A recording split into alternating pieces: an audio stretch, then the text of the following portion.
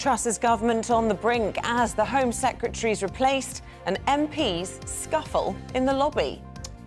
Good morning. It is 6 o'clock on Thursday, the 20th of October. This is Breakfast on GB News with Isabel, Webster and Paul Hawkins. There really is only one top story this morning. And that is Suella Braverman is out. Grant Shapps steps in as Home Secretary. It is the second senior cabinet switch in Truss's government in less than a week, as now 7 MPs publicly call for her to quit.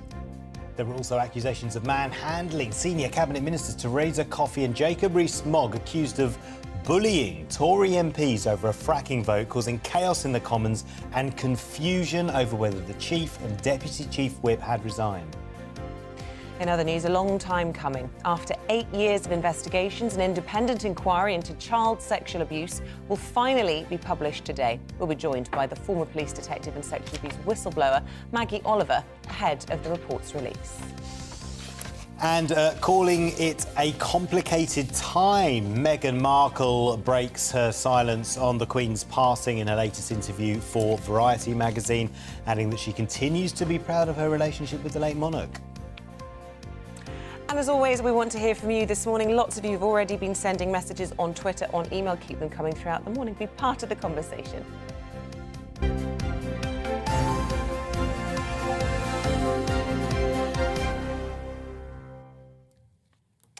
Now, our top story this morning. It was a chaotic day in Parliament following the resignation of the Home Secretary, Suella Braverman, leaving Liz Truss's leadership teetering on the brink. So Braverman admitted sending an official document from a personal email account. In a letter to the PM, she said, "I have made a mistake. I accept responsibility. I resign." She further went on to say, "I have concerns about the direction of this government," citing examples of manifesto commitments and differences over immigration policy. Well, this discord then continued into the evening, where a botched confidence vote on a fracking ban saw accusations that Conservative MPs were being manhandled and bullied into voting with the government. This vote is counter to what their party manifesto said in 2019, reading, "We will not support fracking unless the science shows categorically that it can be done safely." Well, let's get some reaction to this all from the political commentator and co-founder of Conservatives Against Racism, Eamonn. Good morning to you, Albie. I don't know if you've managed any sleep. I found it hard to tear myself away from social media and the TV screens with all of the scenes unfolding from Parliament yesterday. Running out of adjectives, quite frankly, have had to describe what we've been seeing in recent weeks, but unprecedented pretty much sums it up. Yes, I mean, I think you got it right, Paul. It has been a very chaotic day in Parliament. I think a very chaotic 6 weeks, if not a very chaotic 2 years, to be quite frank. I think this government is in a moment of profound difficulty, and I think for many people on all sides of the House, I think it's dawning on us that actually this isn't a sustainable way to govern. But the question is, what comes next? There isn't a mechanism to remove a Prime Minister in a very easy way. The Prime Minister would have to resign. The 1922 committee rules state that there's 12 months before a leadership contest can happen. In order for there to be a general election, the Conservative MPs would have to vote in favour of it. I think looking at the polling, that's very unlikely. So a way forward is looking unclear. Yeah, Desmond Swain, who is absolutely on the right of the Conservative Party, tweeted last night that this was like that moment in Dallas where Bobby Ewing comes out of the shower and he thinks it's all been a dream. Yes, I saw Desmond's tweet and I was pretty shocked to see that. I mean, look, ultimately, the Prime Minister has to try and get a control of things as quickly as possible. She's appointed Grant Shapps as the Home Secretary to replace Suella Braverman. I think it's pretty unprecedented to see a Prime Minister lose both Chancellor and Home Secretary within less than a week of each other. Pretty shocking scenes. But ultimately, the question is whether or not she can survive until the mid-term fiscal statement on the 31st of October. I think it's looking less likely now than it was at the beginning of this week. Just explain to people who don't follow Westminster as closely as perhaps we do. We're often, in this Westminster bubble, aren't we? Just the significance, really, of what played out last night, because there was this failed confidence vote, which means that Conservative MPs were expected to vote according to a 3-line whip. They had to vote with the government. But then there was a rumour that this was not a confidence vote, and then the chaos unfolded. Just explain why this is important and unusual. So it's important and unusual because a confidence vote is essentially when a Prime Minister, when a government will say this is a vote. And if you vote against this, you do not have confidence in the government. So if a Tory MP votes against the government in a three-line whip in a confidence vote, it's a very serious matter. And actually, it can mean that those MPs lose the whip and therefore they're no longer Conservative MPs. And there was some toing and froing about whether or not it was a confidence vote. I think at 1:33 this morning it came out that it was a confidence vote, and there were some pretty significant backbenchers who voted against it. But look, the government is really in no position to be telling Conservative MPs what to do.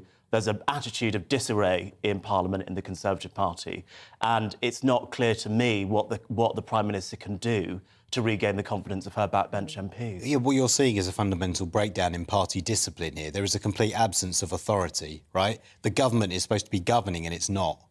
And on the same day that inflation figures come out, 10% inflation, double digits, even more for food inflation, and then they look in the evening, the people of this country see MPs, being manhandled through the voting lobby of the Commons. How does that look for the Conservative Party?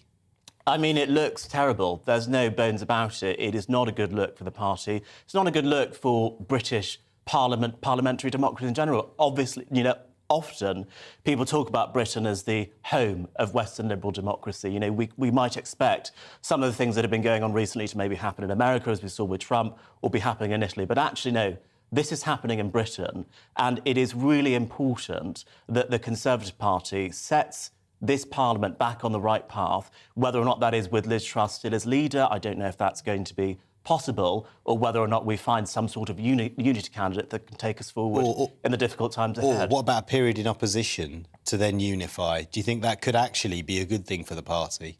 Look, I want the Conservative Party to stay in power. I am a loyal Conservative. That is what I want. But ultimately, it is looking very tricky now to see how we recover from a 30-plus point poll deficit against Labour before the next general election. But of course, unless the Prime Minister calls a general election and the Conservative MPs vote for one, we're still 2 or 3 years away from a general election. A lot can happen in that time. There's a chance that there's a way forward for Liz Truss, but she's really going to have to make no more mistakes from now on. Can we talk a little bit more about Suella Braverman? Because there's some suggestion that she might be making a speech today, setting out her position in all of this. Do we really believe that the security breach was significant enough for her to tender her resignation, or was the Prime Minister gunning for her after they reportedly had this 90-minute blazing row the night before on immigration, with the Prime Minister wanting to allow it in to try and promote growth, and Suella Braverman absolutely opposed to that at all costs?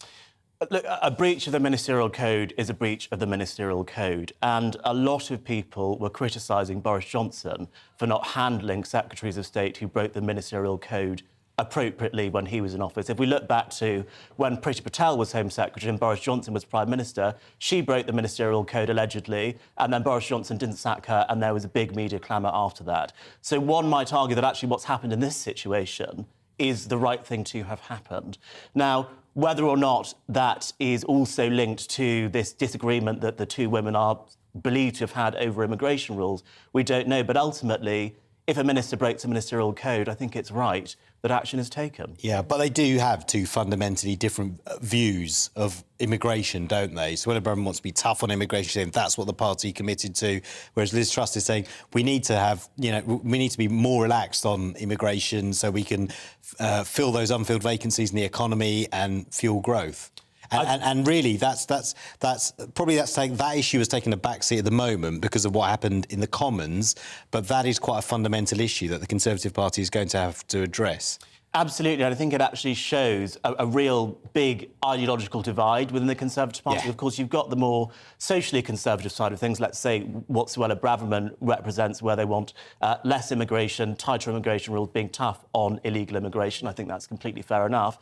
But then, of course, on the other side, you've got this drive for growth, and what is one of the biggest things limiting growth in this country is the labour shortage, and also the labour shortage is contributing to that 10.1% inflation figure that we see. Yeah.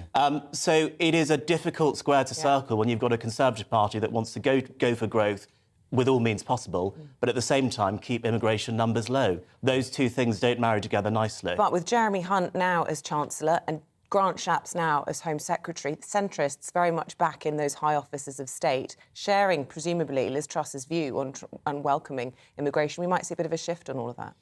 I'm not sure that we will see a shift, actually, because what is important is trying to think about the next general election and how we can win it. Now, it looks very difficult at the moment, but one of the things that I think which will be fundamental to keeping that electoral coalition that we won in 2019 after Brexit is having good control of immigration.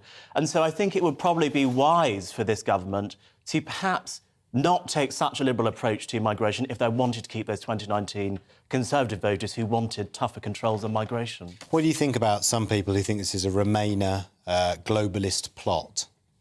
I think that's complete nonsense, Paul. I think we've got to really move on from this Brexit, Leave, Remain factions that were in 2016 and move on. It is exactly this kind of factional attitude which is holding the Conservative Party back and has contributed to a lot of the chaos that we've seen, well, really, since 2016. Albie Amankona, thank you very much. Thank you. Yeah, thank you very much indeed. And, of course, we want you to be part of the conversation. So much to talk about this morning on Suella Braverman going, on immigration issues, which way the Conservative Party should go. What do you think about the breakdown in party discipline last night in the voting lobby of the House of Commons? Yeah, exactly. I mean, there's allegations of it. Jacob Rees-Mogg saying he'd like to see footage that backs that up of manhandling. Big rows, anyway. Lots of backbench MPs coming out saying that they were just absolutely disgusted, weren't they, with the state of affairs, having never seen anything like it in government. Let us know your thoughts this morning. But we need to turn our attention to other matters as well. As turmoil continues to plague Parliament further abroad, of course, there is a growing fear that the UK could face nuclear threats from Russia. The Home Secretary Ben Wallace has made a last-minute trip to Washington for emergency talks following Putin's threats and Iran's recent support for going nuclear. Well, let's bring in the defence editor of the Evening Standard, Robert Fox, to explain all of this. I mean, we are seeing a worrying escalation, aren't we, in the kind of behaviour from Putin, martial law yesterday being imposed in those 4 annexed regions, and then this emergency summit in Washington with fears specifically about possible nuclear strikes in the Black Sea. We have to look at what the real fire is beneath this smoke. There is no doubt that Putin himself is in quite a bit of difficulty. There's a bit of a sort of weird bunker mentality about some of this stuff. The hints about a possible nuclear firepower demonstration over the Black Sea, the capping of the mobilisation, saying 300,000, no, I can make it work with 200,000. He's in real difficulty with the ground war, but he has found a way through where he can really hurt Kiev, the Kiev regime and Ukraine, and that is striking at infrastructure. With Zelensky saying yesterday 30% of electricity power facilities were out, and this is due to cheap drones, Iranian drones, 2 classes, but principally the Shahed 136, which have been incredibly effective, and the West have been asleep at the wheel in providing adequate air defence, which, frankly, Zelensky has been asking since April, May. Advisors like Jack Wackling of our Royal United Services Institute coming back in June and saying you really have to have these defences against whatever they're going to throw at the civilian infrastructure in the big city. But wouldn't that put them in direct conflict? Wasn't the argument for not doing that they would be put in direct conflict with Russia? Well, they're in direct conflict with Russia anyway, and that is, if I may say so, rather a strange argument, but it's been the argument all along. And I think it's been the problem with Blinken, Secretary of State, and the National Security Advisor, Jake Sullivan. 1 foot on the accelerator, 1 foot on the brake. Really, we are seeing that Ukraine needs adequate air defence, and you're quite right. The one thing that America was very loath to do was to really upgrade Ukraine's air force, which is what you need to shoot down aircraft which are launching these very effective air-launched missiles. But the cheap, the FT's got a hilarious headline, if it wasn't so grim today. Oh, you know, that Russia's effort is much cheaper than the air defence of the drones. One of the sinister things that you alluded to is it does seem there's quite a substantial element of the Iranian Republican Guard Corps in Crimea now training the Russian pilots of the drones, if not driving the drones themselves. So, as you rightly say, Iran is in the picture. But I'm sure you want to ask me about the nuclear threat, too. Yes, we do, really, because I think a lot of people at home read the words, nuclear strike in the Black Sea, and they start to imagine nuclear fallout. And obviously people want to know what it means for them here in the UK. Well, the thing about Putin, which is where he is very clever and it's typical, he has never actually said, I am considering a nuclear strike. He has not spoken those words. It all means possible. You know what? Nuclear forces, ground forces on alert, special drills, the exercises going on at the moment. The problem with it, there's no such thing in today's world as a tactical nuclear strike. Because if you use one of these localized weapons, both the fallout, but particularly the electromagnetic pulses that come from it, make it a big area weapon. It causes a lot of destruction, not least, very likely, to the side that launches them in the first place. It is a card that he holds up his sleeve, and it's stronger the more he doesn't use it, or as long as he doesn't use it. What I think he is going to do, and what we fear, I've frankly been writing a lot about it, not too many others, because is the attack on infrastructure. And it looks as if the threat to infrastructure, was it Russia that was doing the 2 pipelines? We know that they've been surveying and drones over the Norwegian oil fields, the main Norwegian gas line and the oil lines into the UK coming into the East Coast. We've seen a lot of this activity. And we know that Russia has a fully swept up underwater sabotage unit called GUGI, G-U-G-I, operating out of the Arctic. And they've been around in British waters, so much so that the Irish Navy has really caused a fuss about this, saying, wake up. We're not part of NATO, but we're part of the NATO-EU alliance. Yeah. We've got to get real about this. And they've been backed to the hilt by the Norwegians. The Norwegians, the Danes, the Swedes are extremely worried about it. And yet we had a speech from the head of the UK Armed Forces at the Mansion House yesterday, Admiral Sir Tony Radakin, and it was all tilt to the Pacific. We're going to do this and we're going to do that. People in his staff are saying, no, you and NATO and our allies want you to picket the North Sea now because this is coming our way. There's been about a dozen attacks or feint attacks in under the last year on these facilities. You're saying they need to wake up? Yeah. Look, really briefly, because we do have to move on, but I just want to know, do you think, in your assessment, would President Putin be looking at the chaos in Westminster, the navel-gazing, the infighting, and relishing all of that? He's got a pretty good obsession about the UK anyway. He got very upset about the Queen's funeral and thought that he might sort of sneak in there. So it was alleged. And the UK really does get it because it has been a principal power. It's been a principal guarantor, by the way, going back to 1994, 1991, of Ukraine's independence. And he will look at that because this brings back the whole question of how much has Russia and the troll factory been interfering with internal UK politics. Can I just speak a personal note? Yeah. I've come up on the victim list of the hit list of the troll factory because I was accused with a colleague and friend of conniving at the kind of thing that led to the attack on the Kerch Bridge. Can I put my hand up and say I had nothing to do with the explosion on the Kerch Bridge? But you can see that this is ramping up again.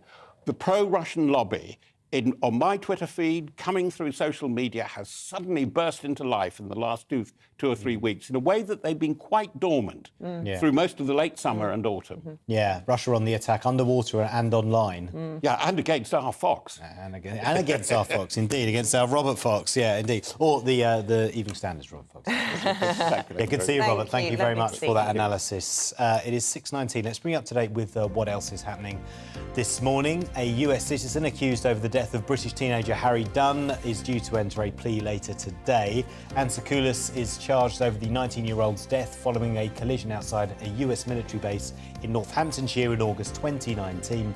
Sakoulis was able to leave the UK with diplomatic immunity, was later charged with dangerous driving. New research by Which suggests millions of UK households are skipping meals or finding it hard to eat healthily amid the cost of living crisis. The survey found 85% of people are trying to save money by buying discounted food, whilst 50% are switching to cheaper products. The Manchester United manager is promising to deal with Cristiano Ronaldo later today after he walked down the tunnel before the end of their 2-0 win over Tottenham last night. Ronaldo, who was on the bench, decided to leave early after Erik ten Hag made it clear he would not be going on. It comes after rumours the striker was keen to leave the club in the summer.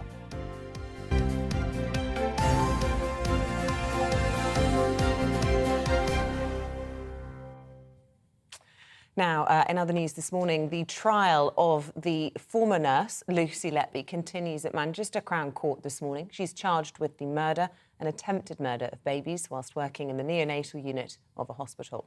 This is the second week of the trial and it's expected to last for 6 months. Our North West of England reporter Sophie Reaper has more. It's just heartbreaking. It's the hardest thing I've ever had to do. The words of Lucy Letby after taking one of the babies she allegedly murdered to the hospital mortuary.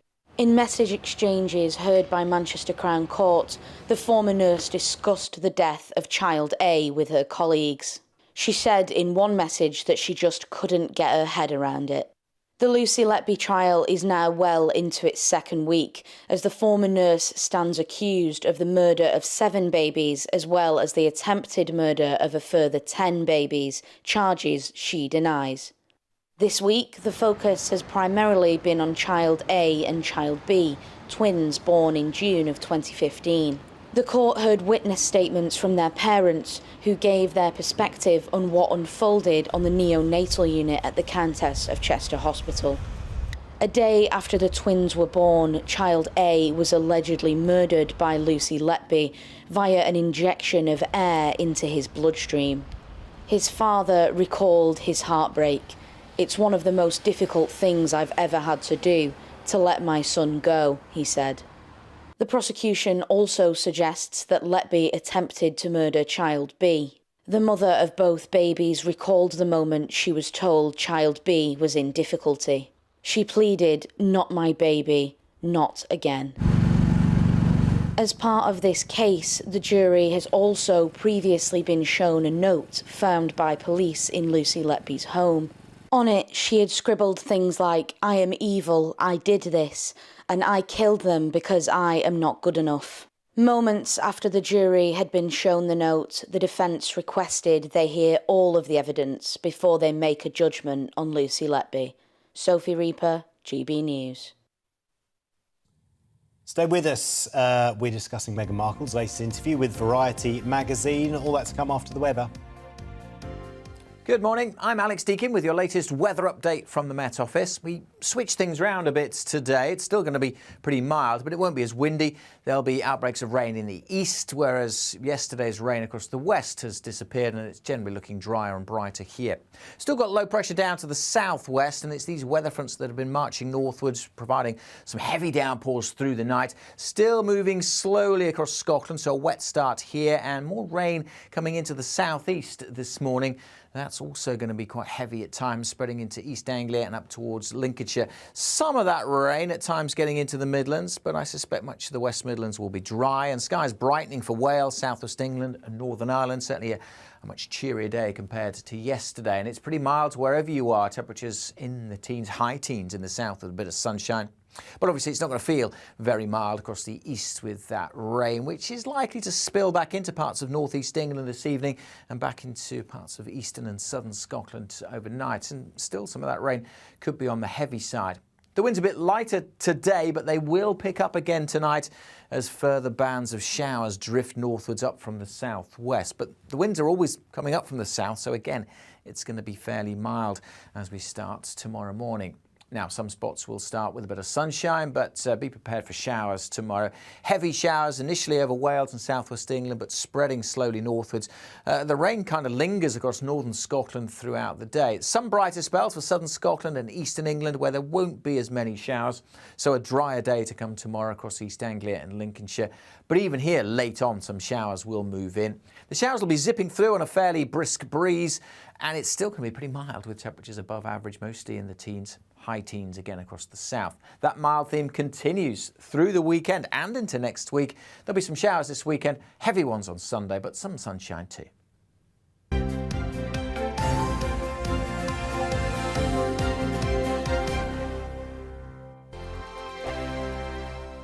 Weekday afternoons on GB News, we've got the whole of the UK covered. From 12 to 3, it's GB News Day with me, Mark Longhurst. And me, Gloria Di Piero. You'll get the very latest on everything that's been going on across our great nation. And from 3 till 6, watch out for GB News Live with me, Patrick Christys. I'm not here to mess around. With all the biggest topics and guests, you will always be up to date. GB News Day and GB News Live from 12 p.m. Only on GB News. The People's Channel, Britain's news channel. Hello there, it's Eamonn Holmes here from Breakfast on GB News. We're not just on your television and your screens, you know. We're on DAB plus digital radio, so you can listen to your favourite shows on the move. If you've not yet listened to GB News Radio, it's very simple. We're on your radio player and TuneIn apps, on your smart speaker, phone or tablet, or online at gbnews.uk. Take us with you wherever you go. GB News Radio. You never have to miss a moment of the People's Channel.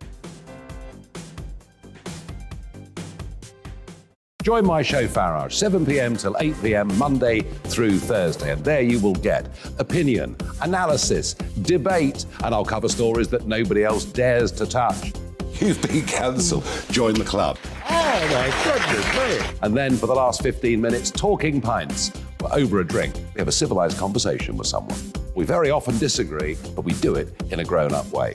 Come and join me on Farage. Hello, I'm Simon Evans. Join me on GB News for Headliners at 11 p.m, where I'll be joined by two of the country's top comedians as we take a look at tomorrow's newspapers tonight. If it's a big story, we'll be covering it, I guarantee, but we'll also have some fun along the way. That's GB News Headliners at 11 p.m. We won't put you to sleep, unlike some of the other paper review shows out there. So join us, 11 p.m, 7 nights a week.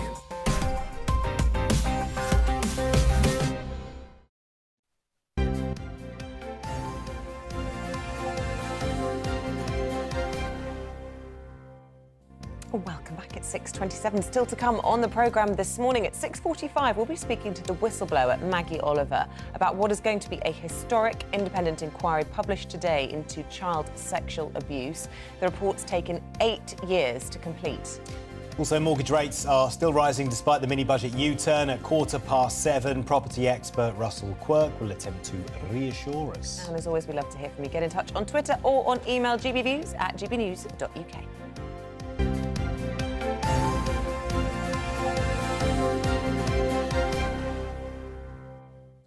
Actually, lots of you have been doing just that. Yeah, a quick flavour of what's already come into us. Shelley saying Liz Truss needs to resign. In fact, the Conservative Party should resign and call a general election. We now have a Remainer government in charge, not what the country voted for. Cyborn, I think it is. I don't know if I pronounced that correctly, but morning to you, Cyborn, says Liz Truss and the Conservative Party has sold this country down the river. Alan says those Conservative MPs who want Truss out should be careful what they wish for. They will all be voted out in the next general election. David says MPs need to realise they work for us and are elected to represent their constituencies. And Mike finally says, sad, but it's happening. It's not a Conservative Party. It's full of Liberals hiding in the Conservative Party. A reset in politics is required. Let us know your thoughts on all of that this morning and indeed on the next story that we're going to talk about, which often gets lots of emails going as well. Meghan Markle has given another interview to her favourite American magazine, it seems, Variety. She implied that the Queen's death and fallout has been complicated for Prince Harry, but says he remains ever optimistic. Joining us with more on this is Royal and Showbiz reporter Kinsey Schofield. Morning to you, Kinsey. What has she said this time? I mean, I'm telling you, too, that if there's a Guinness Book of World Records for contradictions, Harry and Meghan have got it in the bag. She says she's done with entertainment while talking to an entertainment publication. And here she says her guilty pleasures are Wordle and a glass of wine in bed, Jeopardy. She calls herself a nerdy mom and talks about her and Harry grabbing some In-N-Out burger, which is, all very relatable. What I will say on the positive side is this was a unique Meghan that we heard. There was no complaining. You can clearly tell she's trying to distance herself from specifically the new Netflix documentary and that infamous Cut interview. And even in those questions, she kind of skirts. She's really quick about it. Maybe I was too trusting. Oh, I don't have control over the Netflix interview. But for the most part, her tone was very positive and something that we typically don't hear from her. Yeah, so Kinsey, this is a huge gear change that we're starting to see, aren't we? With, first of all, the brakes being put on the book, question marks about the content of their Netflix series, and now the tone that we're hearing from her in the interviews. It really feels as though their visit to the UK, the death of Her Majesty the Queen, has prompted a reset. Absolutely. And I would say perhaps that was because they were in awe of how incredibly loved the British royal family truly is around the world. And they realized maybe it's not worth going up against the family. I think that they were shocked and surprised by the amount of attention that the Queen's death received. And it was primarily people that were devastated over it and wanted to celebrate her life. She was brief about the, mourning the Queen, although it happened to end up in the headline. She said she was grateful for the time she got to spend with her, but was very coy about that relationship. And it's like you said, she definitely utilized the word complicated when describing the entire scenario. Kinsey, I think it was last time you and I were speaking that we talked about how the crown will be eventually coming for Meghan Markle, and she might do well to remember that. But apparently she has said that when and if an actor gets cast as her, they should call her. Interesting. Isabel, first of all, there's a Lifetime movie where they have cast a Meghan Markle, so she's dropping the ball. We've seen some Meghan Markle already on our television screens. But what was so interesting, she says she wants whoever plays her to consider her softness, her playfulness, and her laughter. These are not words that we would ever use to describe her because, quite frankly, we've never seen that from her. This is obviously, like you said, a U-turn, and she's trying to rebrand herself. Well, it might just work. Speaking of rebranding themselves, Judi Dench's waded into this whole Netflix row about the Crown, indeed, saying that they really just need to put a slate up at the beginning, saying this is fiction, it's not fact. Lots of calls for this. Are they going to do it? They're not going to do it, but it wouldn't hurt them to. Yeah, Judi Dench saying cruelly unjust, inaccurate, and hurtful, a crude sensationalism. She says no one is a greater believer in artistic freedom than I, but this can't go unchallenged. I think that that's a really important line. And what she specifically says, and you and I have had this conversation a million times, is that here in America, overseas, those are the people that really don't grasp the reality that this is just fiction and this is dramatized. Nobody has any insight into these secret conversations inside these rooms, inside these walls. It's just very talented writers. And so I don't think Dame Judi is going to be the last that we hear from on this, because I do think it's critical that we hold Netflix and the Crown accountable, especially when these stories affect people that are alive today, like Prince Harry, like Prince William, and King Charles at this point. All very true. Kinsey Schofield, pleasure to talk to you always. Thank you very much indeed. See you again soon. Thank you. It's 6:33. After the break, we'll go through this morning's papers with Claire Pearsall and Christopher Biggins. Plenty to get stuck into this morning.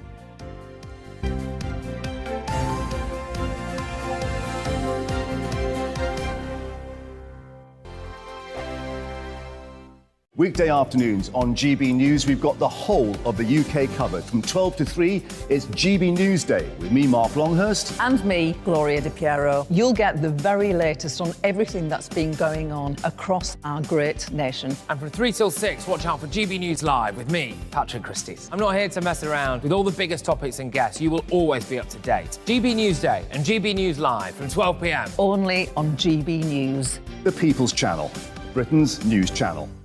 Hello there, it's Eamonn Holmes here from Breakfast on GB News. We're not just on your television and your screens, you know. We're on DAB plus digital radio, so you can listen to your favourite shows on the move. If you've not yet listened to GB News Radio, it's very simple. We're on your radio player and TuneIn apps, on your smart speaker, phone or tablet, or online at gbnews.uk. Take us with you wherever you go. GB News Radio. You never have to miss a moment of the People's Channel.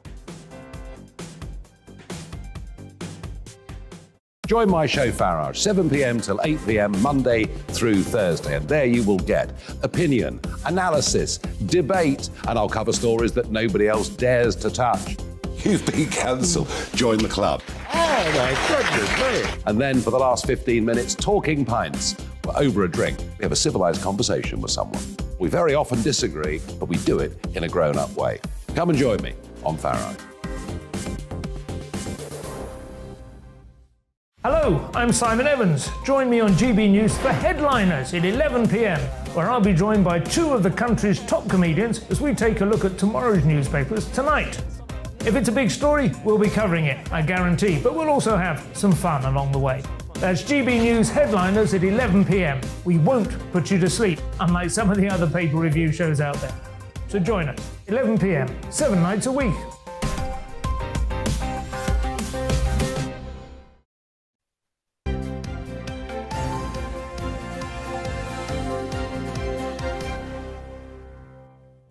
Welcome back. Good to have you with us at 6:35. Let's bring you up to date with what is happening this morning. A senior Tory backbencher has condemned chaotic scenes in the House of Commons last night as Conservative MPs voted down Labour's bid to ban fracking. Sir Charles Walker says he was livid as MPs were wrongly told it would no longer be treated as a confidence vote, and the Chief Whip reportedly resigned amid the chaos. I don't think he's the only one that's Yeah. annoyed with it. Senior Tories have been accused of bullying MPs during the Commons fracking vote, including the Business Secretary, Jacob Rees-Mogg, and the Health Secretary, Theresa Coffey. One Tory MP was reportedly physically manhandled into the no lobby to ensure he opposed Labour's motion. Jacob Rees-Mogg insists he saw no evidence of anyone being coerced. The Energy Minister says sweeping powers are needed to ensure energy support for households can be stood up at pace. Lord Callanan says fast-tracking legislation is important to help people financially over the winter months. It comes as the energy prices bill cleared its first hurdle in the House of Lords.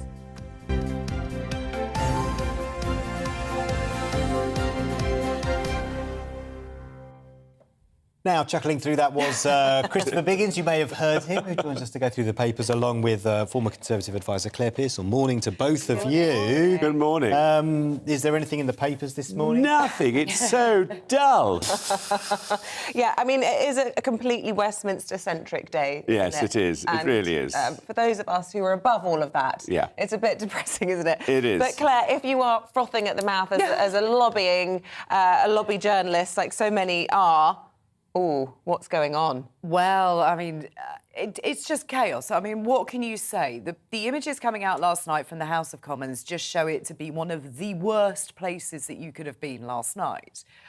I haven't seen scenes like that for, well, forever.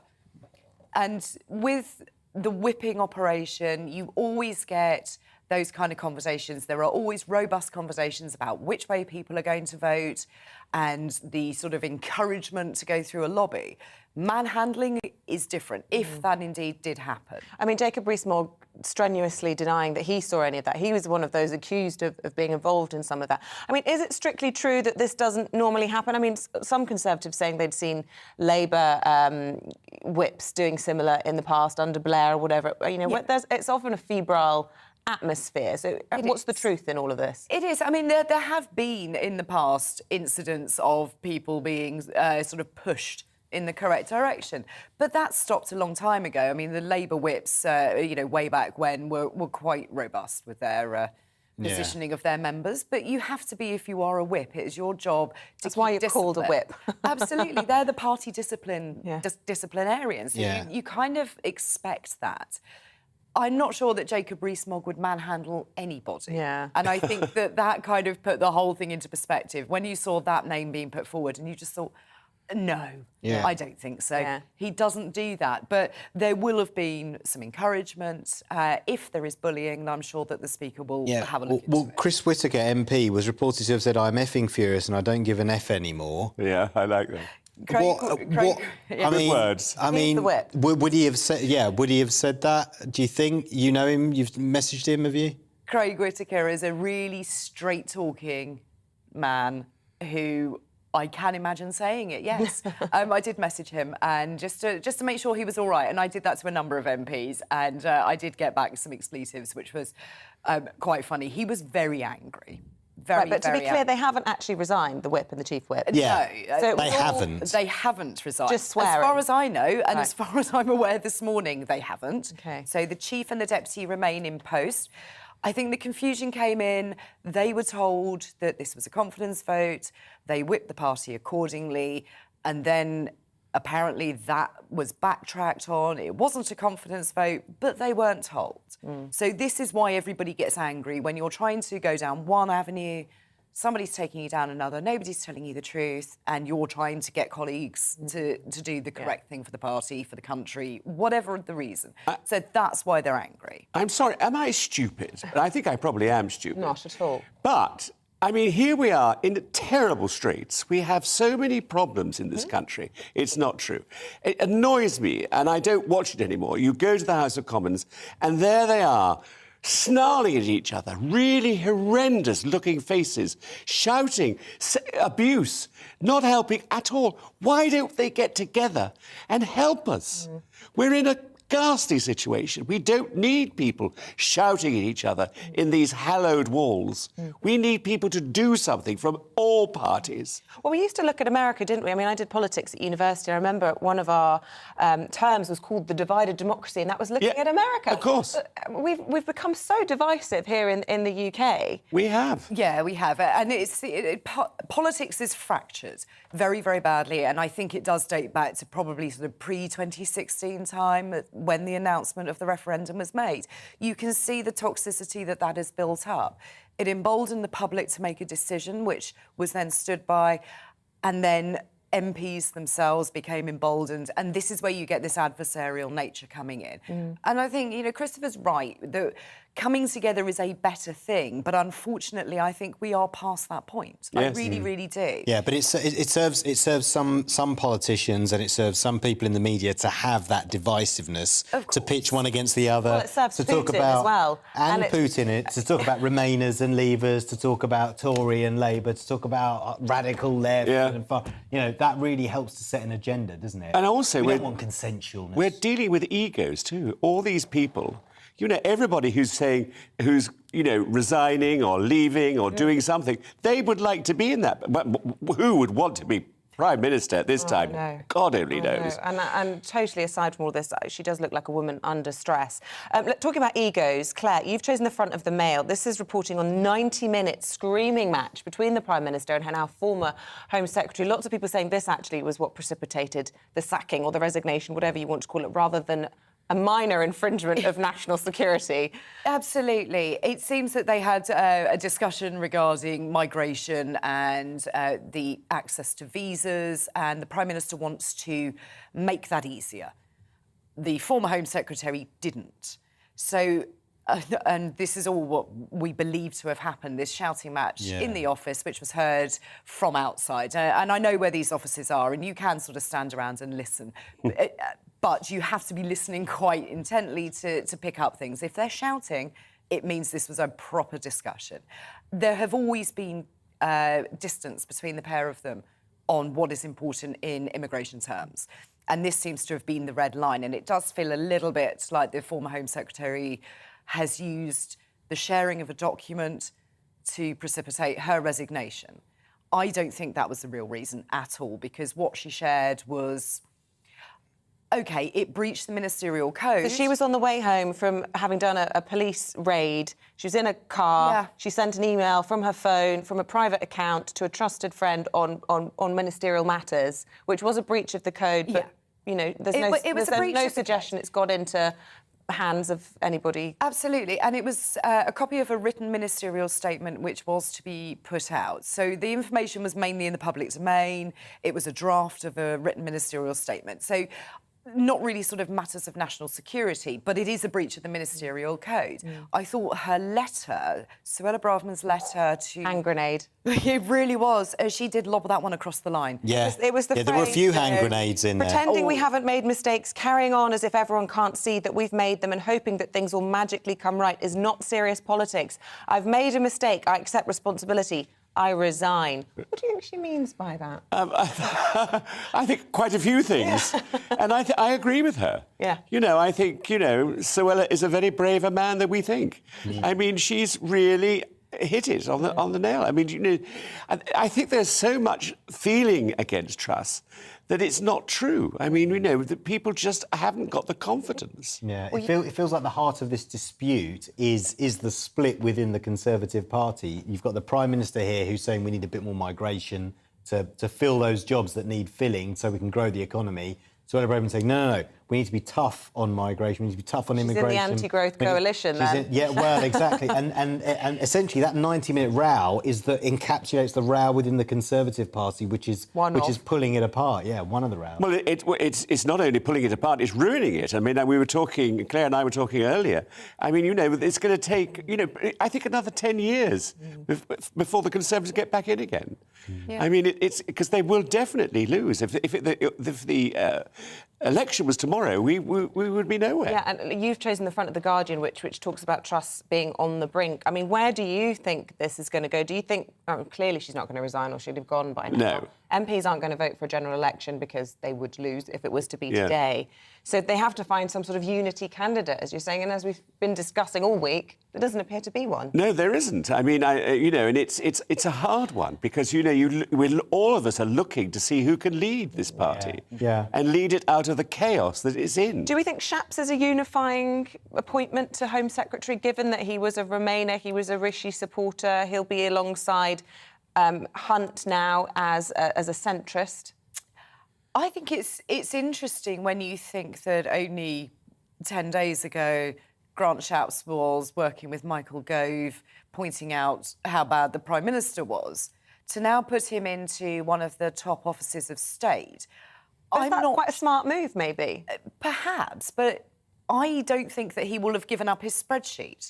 And you do wonder what has happened to the chap's spreadsheet. Yeah, well, yes. Has he passed that to somebody else? Is he going to be working from the inside? It brings up an awful lot of confusion as to how loyal he's actually going to be. But just think about how that injection of Excel skills and spreadsheets into the government into immigration will help to... they might be able to organise the vote with a big spreadsheet now. Do you think that's what we're missing, somebody with those kind of skills? There was lots of rumours swirling that it was supposed to be Sajid Javid to be appointed as Home Secretary, but then he forced the suspension of a communications advisor yesterday, somebody Stein, first name escapes me, and then he got lost the top job because of that.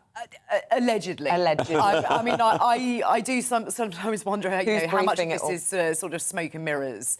And I think that the special advisor who was removed from post pending investigation, I think that that's absolutely nothing to do with this. And it was a little bit of an excuse to put Sajid Javid's name back out there. I mean, he has been Home Secretary previously and would have been a good appointment. But I think a lot of this is just made up. Yeah, just very quickly, from what you're hearing, some people are saying Liz Truss can't even survive today.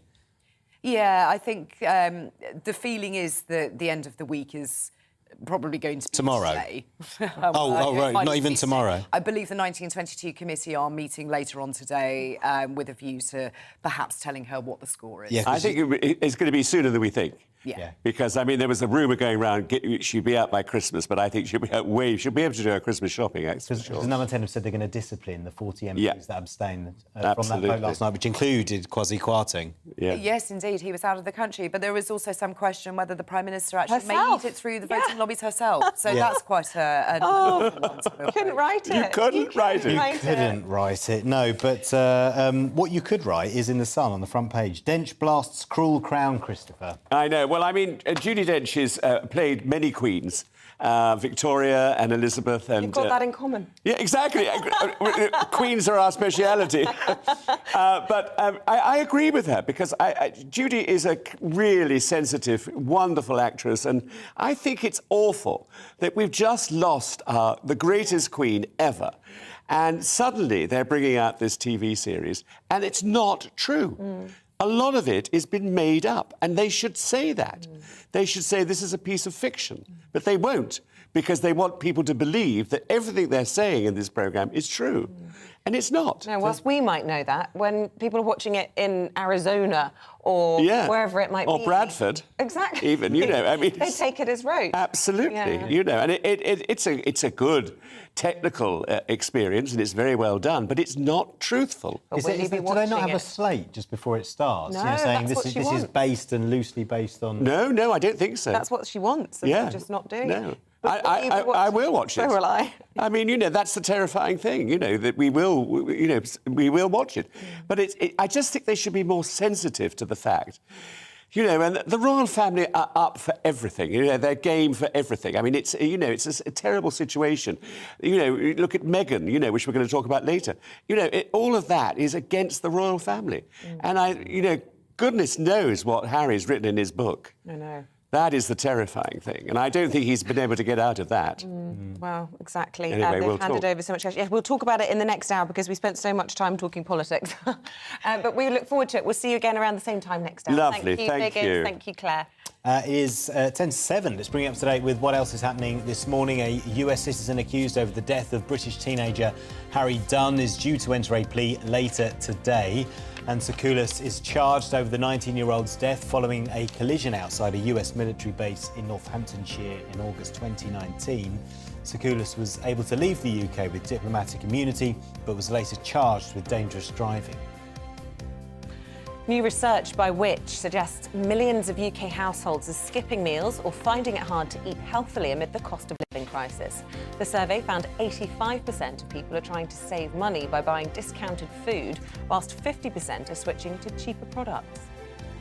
The Energy Minister says sweeping powers are needed to ensure energy support for households can be stood up at pace. Lord Callanan says fast-tracking legislation is important to help people financially over the winter months. It comes as the Energy Prices Bill cleared its first hurdle in the House of Lords.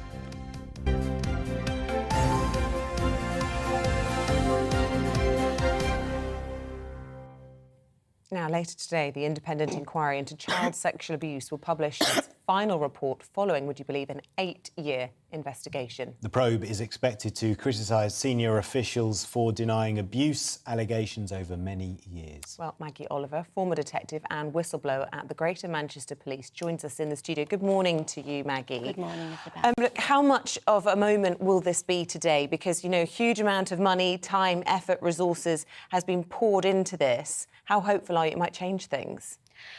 What I always say, Isabel, is that I always hope for the best and expect the worst. Right. And my involvement with this was as a core participant in the strand that looked at organised networks, so grooming gangs.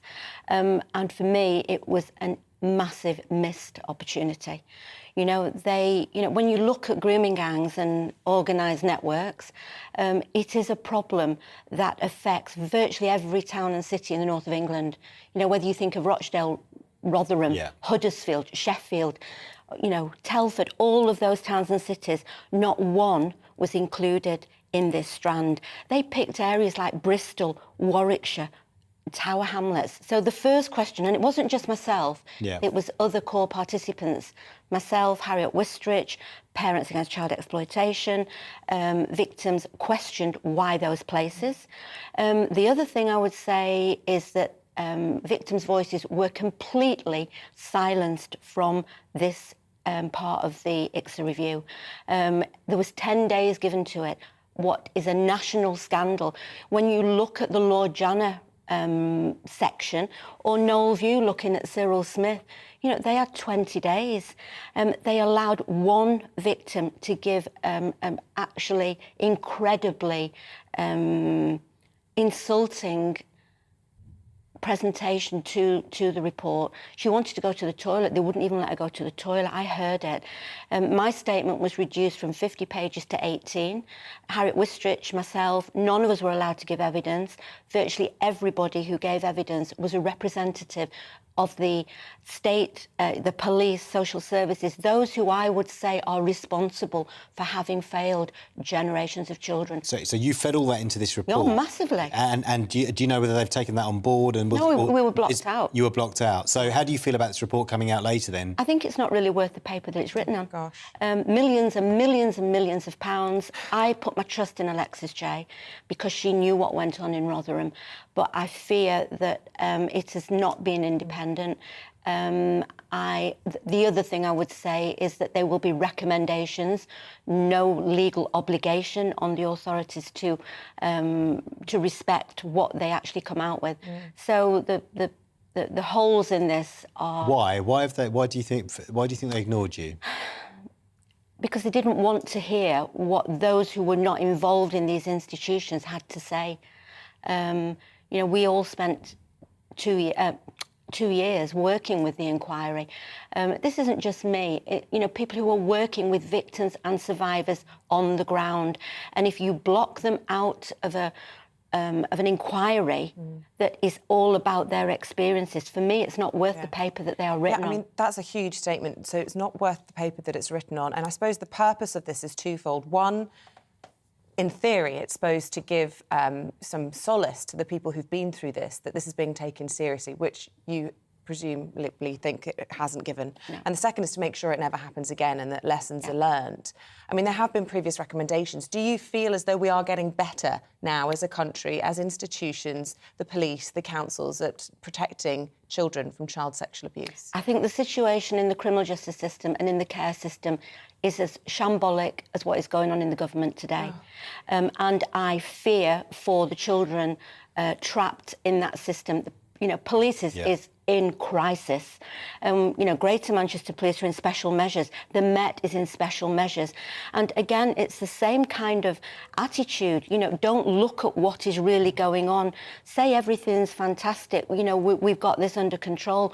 When you're working on the ground, like we are in the Maggie Oliver Foundation, you see every day where it is failing. We are trying to work with police forces. We are doing our very best to highlight those cases where victims come to us for help, saying they are being let down.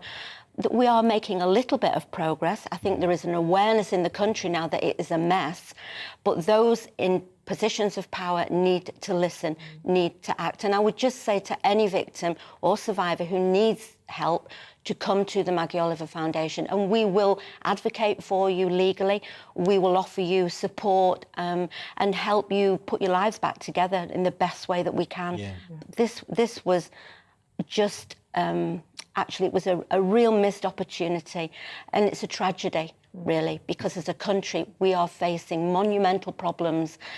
This was an opportunity to look at this particular failure going on in our country. From what I saw, I'm not holding my breath that it will make any difference at all. Yeah, so why is this failure happening then? Is this a lack of money, lack of resources? Does it need to be reorganised? I think... Are we talking about... Forget, in fact, part the money for a second. Are we talking about just being competent? We're talking about a system that has been neglected for so many years, 2 decades in the police. You know, we've got police officers who are not trained. We haven't got enough police officers. We've got a serious lack of good leadership. We've got, you know, cover-ups and pretense that everything is hunky-dory. It really is not. And when you know, you're not paying police officers. I don't blame police officers on the ground. They are out of their depth. They are being led by people who are just trying to, the political pawns, the failures, the problems go deep and wide in policing. Courts have closed down. barristers on strike, CPS not charging with the right charges. You know, a child who was made pregnant at just 13, why was her rapist not charged with rape? We had a fetus, we had DNA. Other children being criminalised as a result of their abuse. These are the things that we see every day, and they are not isolated, they are not rare, isolated cases. They are being repeated all the time. Children being criminalised, victims being pushed away. There is a real lack of priority. Would more money in the justice system and in the police and in the care system, more care workers, more police officers, would that help? More training? It wouldn't do any harm paying police officers properly to do a proper job. You know, you've got PCSOs, and I'm not, you know, belittling PCSOs, but the training needed for somebody to investigate what is a really difficult case, you know, it isn't just money though.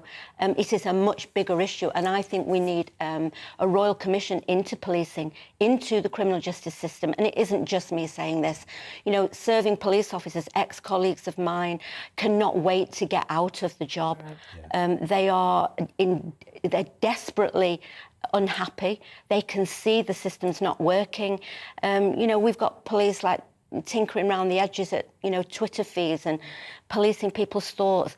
Get on and protect these kids. Reprioritise where their resources do go. Put the right people in the right jobs. Sorry, I could go on forever. I know you're going to come back later on in the programme, but essentially 87 recommendations expected to come out from this report today. You're saying not worth the paper it's written on. Really damning assessment from Maggie Oliver there. But let us know your thoughts at home this morning. We've got to take a quick break now. We're going to head to Downing Street after the break for the latest on what's going on in Westminster. See you in a second.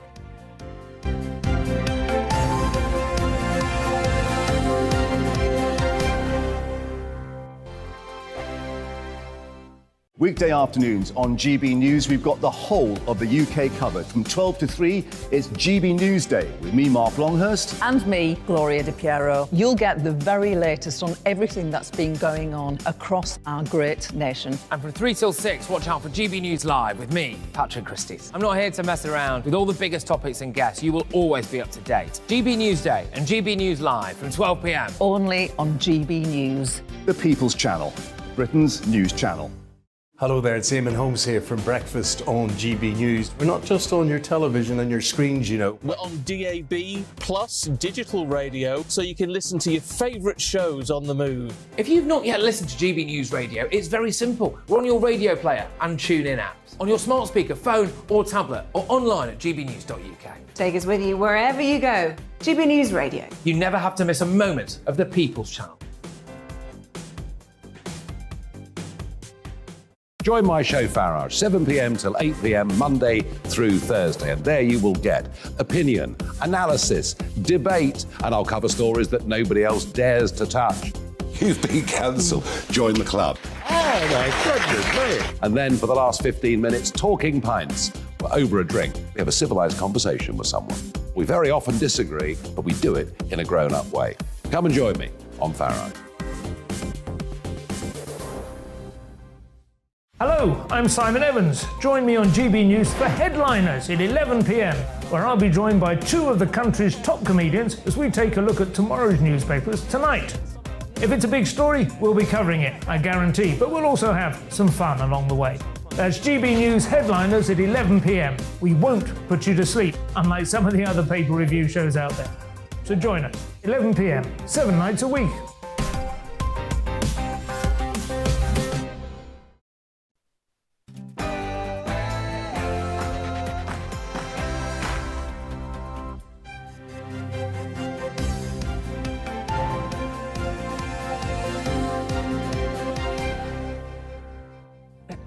Truss's government on the brink as the Home Secretary is replaced and MPs scuffle in the lobby.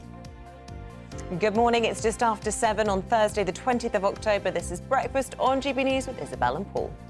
There's only one top story this morning, and that is Suella Braverman out as Grant Shapps steps in as Home Secretary. It's the second senior cabinet switch in Truss's government in less than a week as 7 MPs publicly call for her to quit. Therese Coffey and Jacob Rees-Mogg are accused of bullying Tory MPs over a fracking vote, causing chaos in the Commons and confusion over whether or not the Chief and Deputy Chief Whip resigned. A long time coming. After 8 years of investigations, an independent inquiry into child sexual abuse will finally be published today. We'll speak to former police detective and sexual abuse whistleblower Maggie Oliver ahead of the report's release. And calling it a complicated time, Meghan Markle breaks her silence on the Queen's passing in her latest interview for Variety magazine, adding that she continues to be proud of her relationship with the late monarch. There is a lot to talk about this morning. Do join in the conversation, gbviews@gbnews.uk, or you can tweet us at gbnews.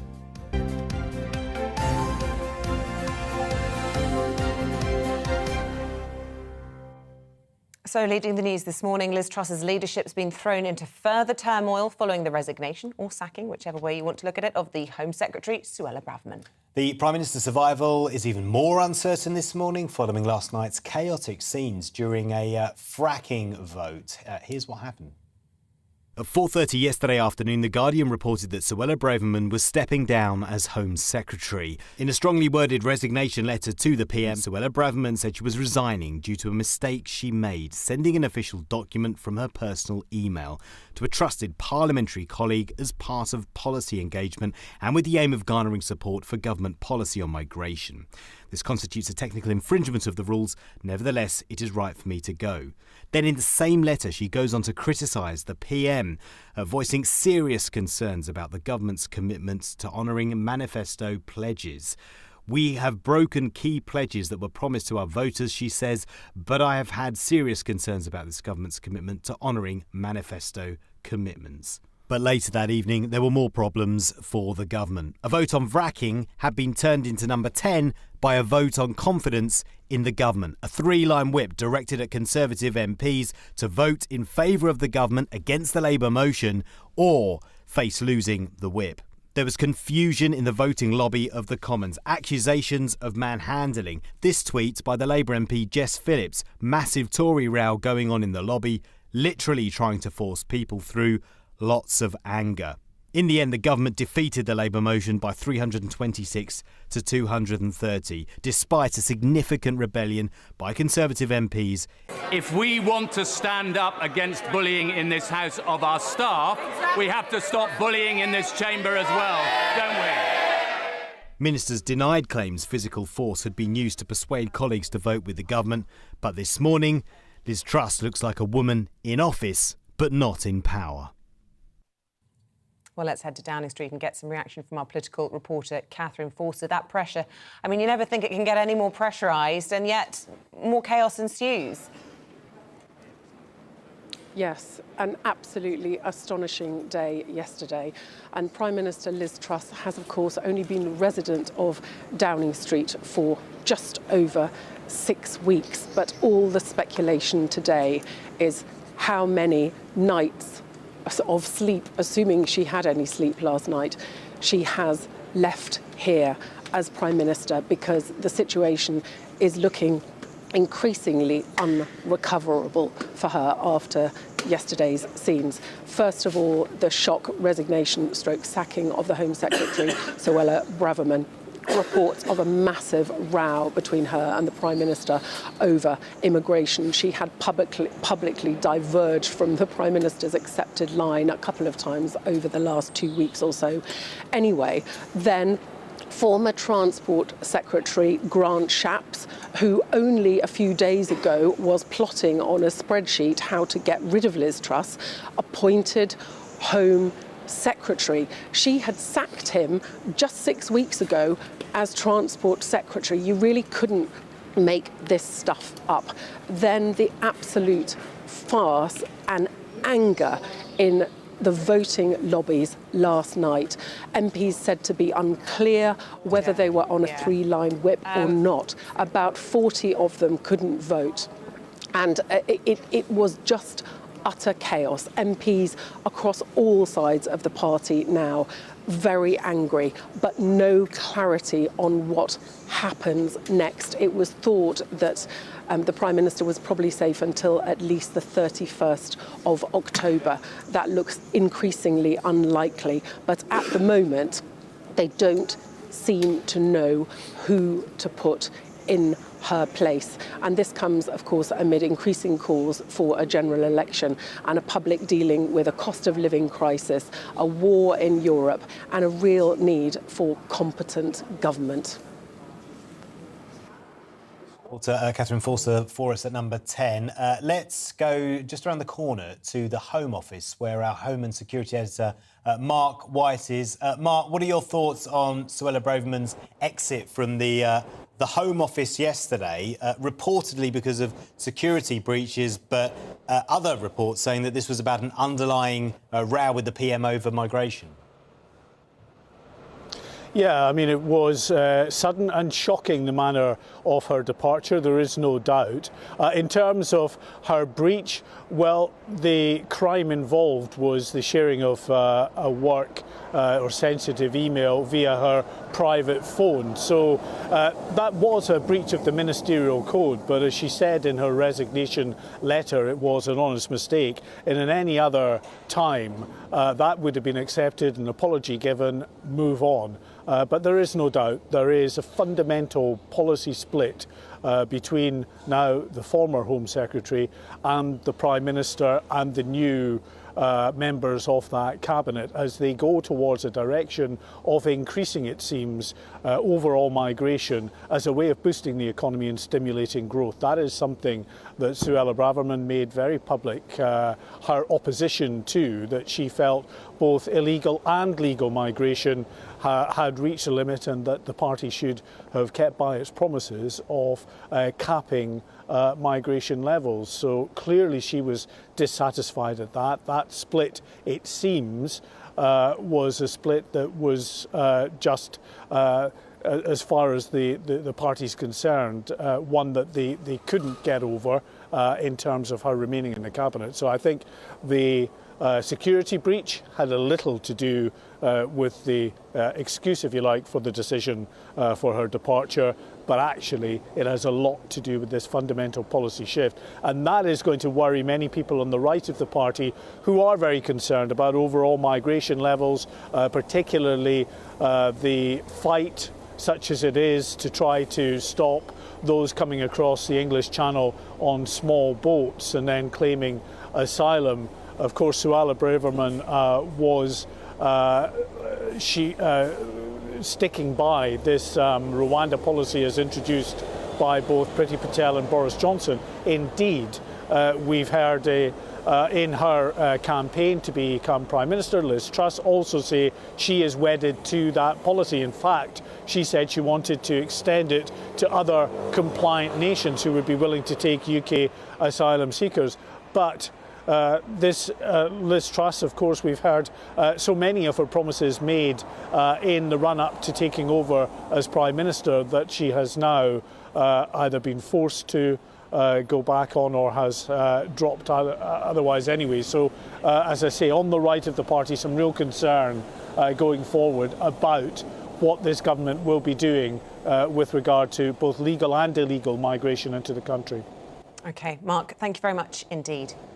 Well, let's bring in the Deputy Editor of The Spectator, Freddie Gray, joining us in the studio. Lots of talk about chaos, personal fallouts, the mess in the lobby last night. But I suppose the bigger picture is, you know, do we have a stable government? How much longer can Liz Truss remain in office, do you think? Well, I mean, we clearly don't have a stable government. I think Bismarck said that politics is the art of the impossible. I think Liz Truss's situation is now impossible and perhaps has been for a couple of weeks. Her problem, and it's not all her fault, her problem is that the Tory party is in chaos. Yeah. And there are different factions. It's not just left versus right. There are various tribes within the Tory party who are pretty much all at war with each other, and she cannot placate them. And when she tries to placate one group, the other group fall out. And that's what we saw yesterday with Suella and the fallout over the vote. It's the right of the party now getting angry with her.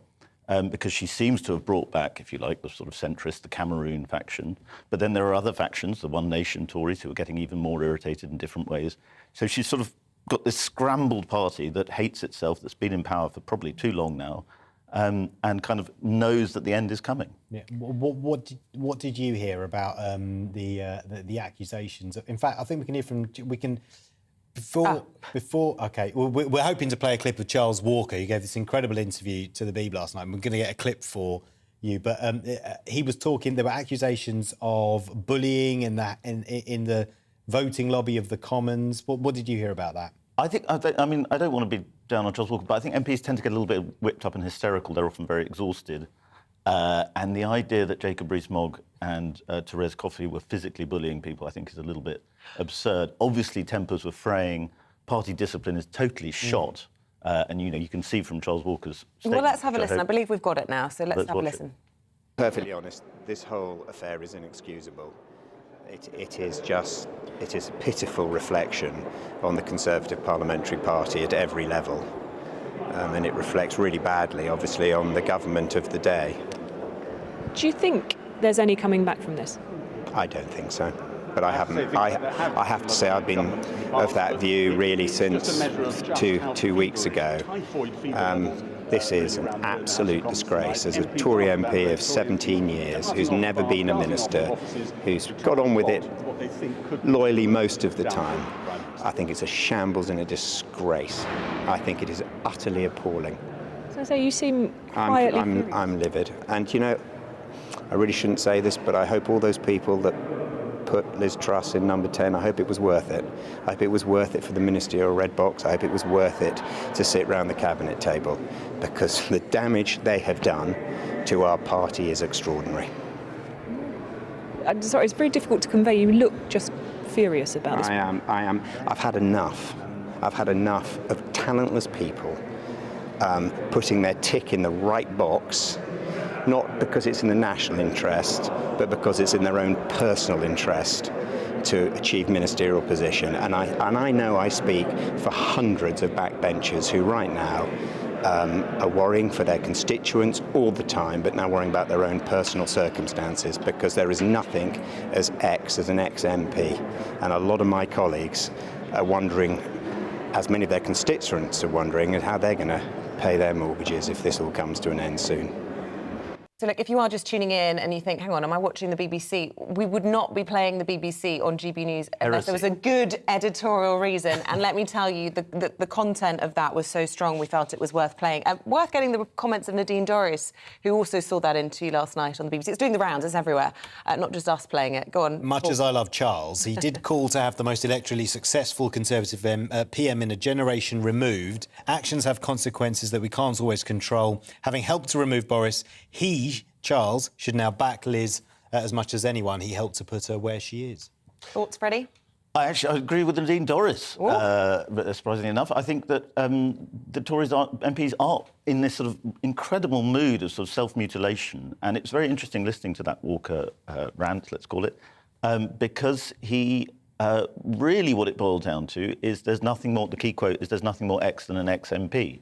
Because he, like a lot of Tory MPs, knows that he's probably going to be out of the job in 2 years, and he's worried about himself. They talk a lot about constituents, but of course they worry about themselves. So it is survival mode for Tories, but weirdly, because they know they're in big trouble, they're actually killing themselves quicker. What a mess. So in all of this, where to go? I mean, what about your views on whether or not this is some sort of Remainer coup, a Hunt reshuffle? Will Shapps, being Home Secretary, be able to steady the ship? What's the short-term outlook? I think coup is the wrong word, but I think what happens is that when things are panicked, and certainly things are panicked in number 10, people sort of revert to default mode, and default mode means bringing back the Cameroons.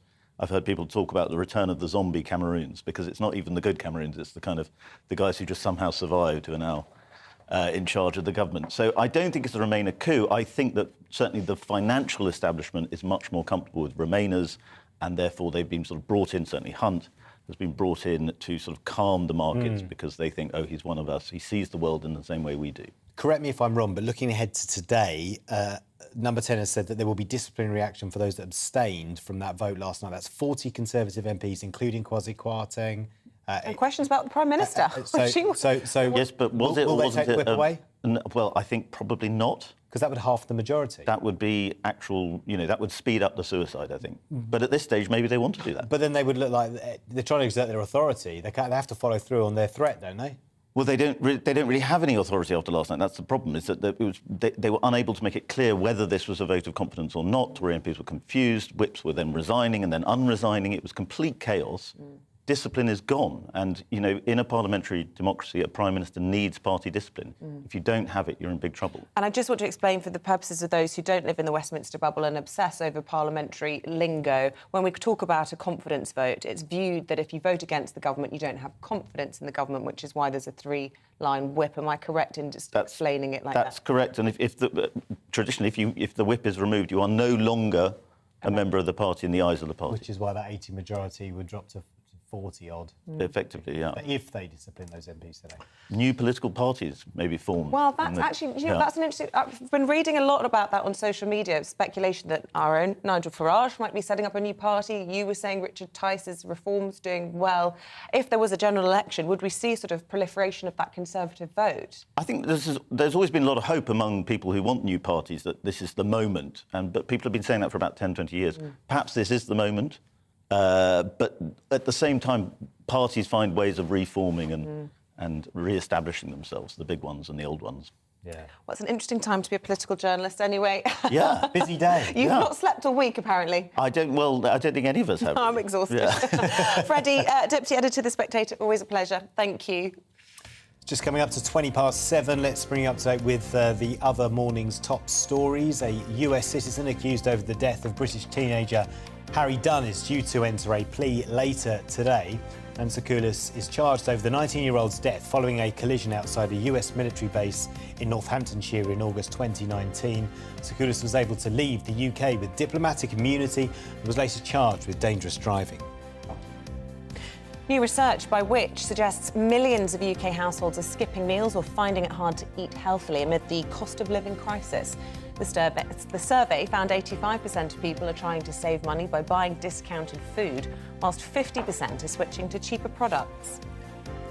The Manchester United manager is promising to deal with Cristiano Ronaldo later today after he walked down the tunnel before the end of their 2-0 win over Spurs last night. Ronaldo, who was on the bench, decided to leave early after Erik ten Hag made it clear he would not be going on. It comes after rumours the striker was keen to leave the club in the summer.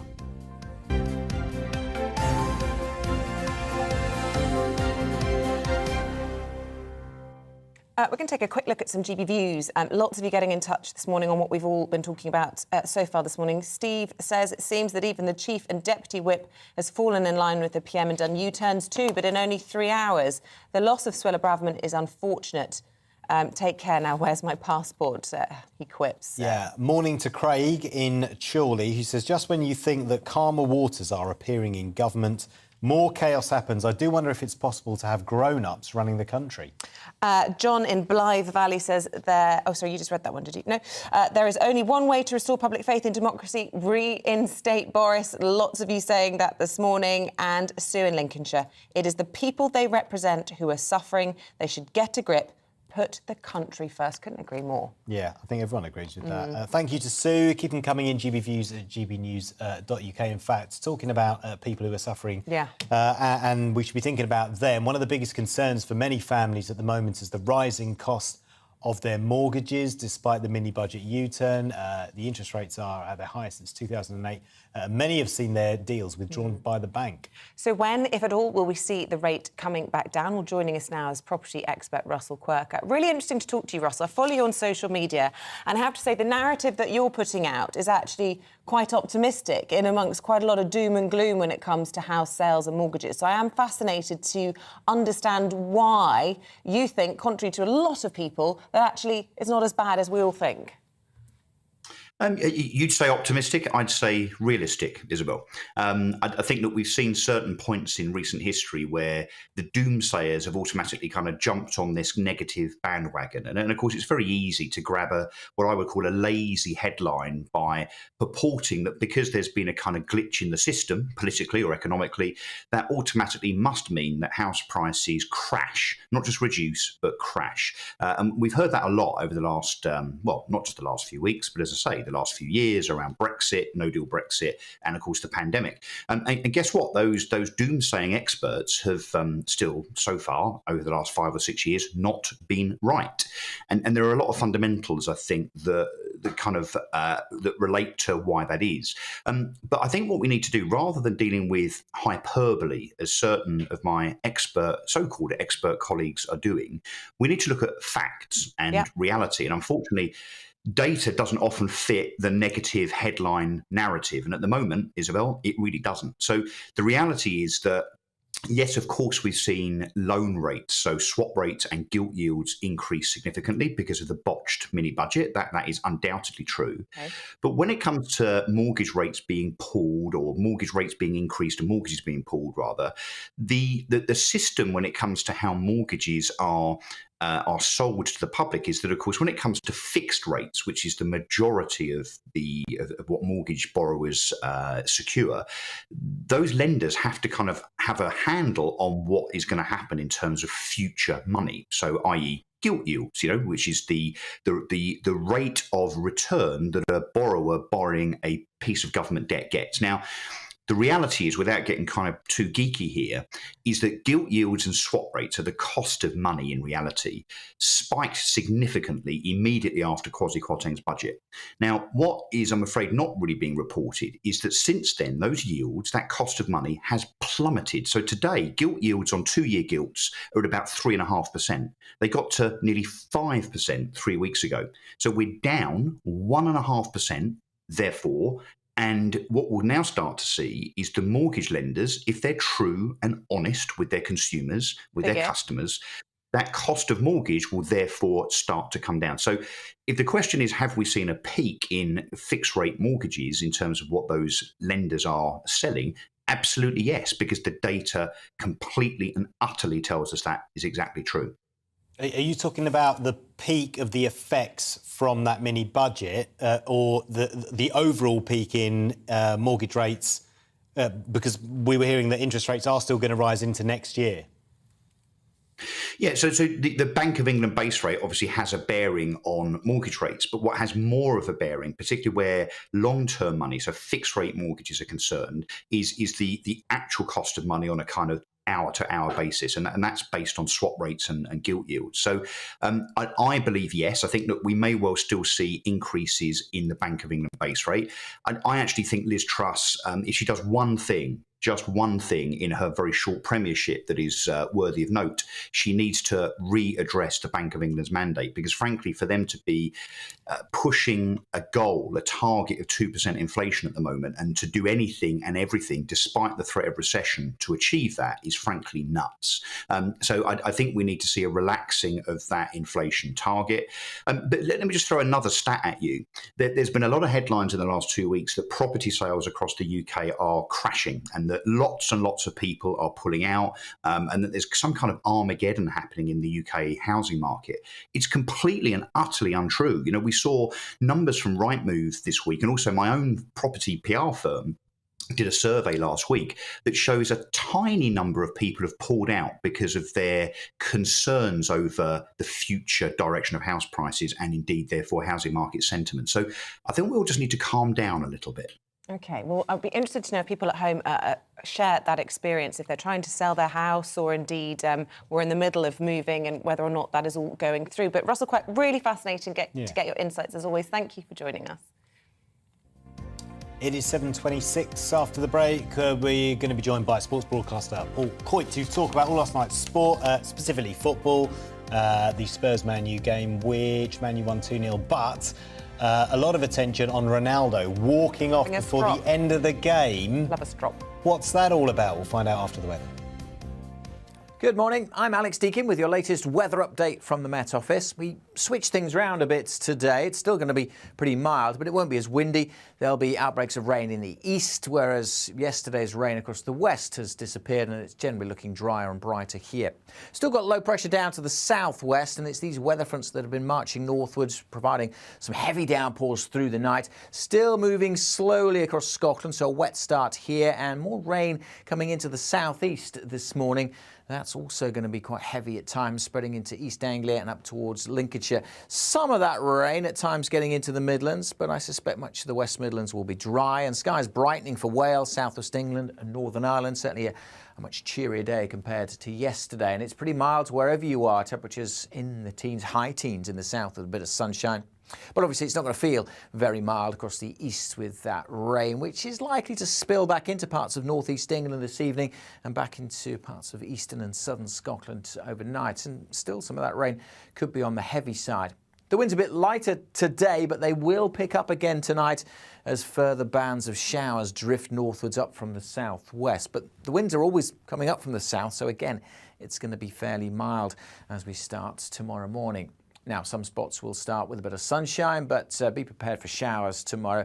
Heavy showers initially over Wales and southwest England, but spreading slowly northwards. The rain kind of lingers across northern Scotland throughout the day. Some brighter spells for southern Scotland and eastern England, where there won't be as many showers. So a drier day to come tomorrow across East Anglia and Lincolnshire. But even here, late on, some showers will move in. The showers will be zipping through on a fairly brisk breeze, and it's still going to be pretty mild with temperatures above average, mostly in the teens. High teens again across the south. That mild theme continues through the weekend and into next week. There'll be some showers this weekend, heavy ones on Sunday, but some sunshine too.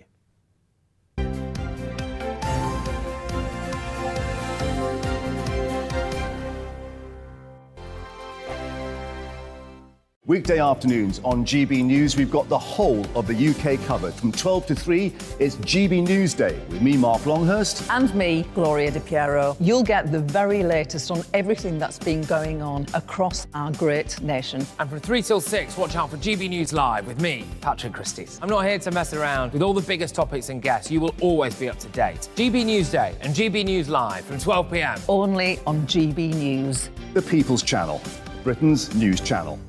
Hello there, it's Eamonn Holmes here from Breakfast on GB News. We're not just on your television and your screens, you know. We're on DAB plus digital radio, so you can listen to your favourite shows on the move. If you've not yet listened to GB News Radio, it's very simple. We're on your radio player and TuneIn apps, on your smart speaker, phone or tablet, or online at gbnews.uk. Take us with you wherever you go. GB News Radio. You never have to miss a moment of the People's Channel. Join my show Farage, 7 p.m. till 8 p.m. Monday through Thursday, and there you will get opinion, analysis, debate, and I'll cover stories that nobody else dares to touch. You've been cancelled. Join the club. Oh my goodness me. And then for the last 15 minutes, talking pints. We're over a drink. We have a civilised conversation with someone. We very often disagree, but we do it in a grown-up way. Come and join me on Farage.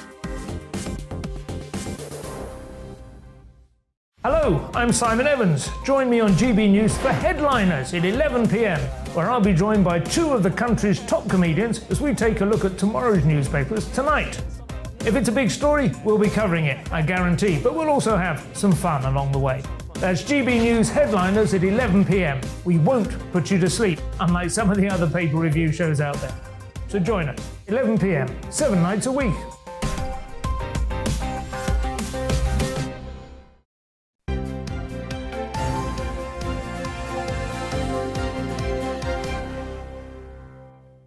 It's 7:31, still to come on the programme this morning. Chief of the National Grid, no less, tells households to prepare for winter blackouts, possibly. But how do we do that, and how likely are they? We'll find out at 8:10. We'll also be speaking to the Shadow Secretary for Health, Wes Streeting, about last night's chaos in the Commons. That's just before 9 o'clock. Remember, you can join in any of the discussions. You have been joining in the discussions this morning. We love hearing from you. GB Views at gbnews.uk, or you can tweet us at GB News.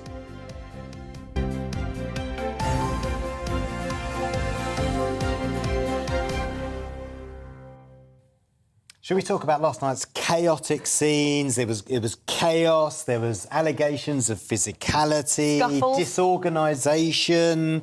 One person was saying, "I'm effing furious. I don't give an F anymore." They're not talking about Westminster. No, we're talking, of course, about last night's Spurs Man U game, Paul Kite, aren't we? Yes. That was it. Yes. Oh dear.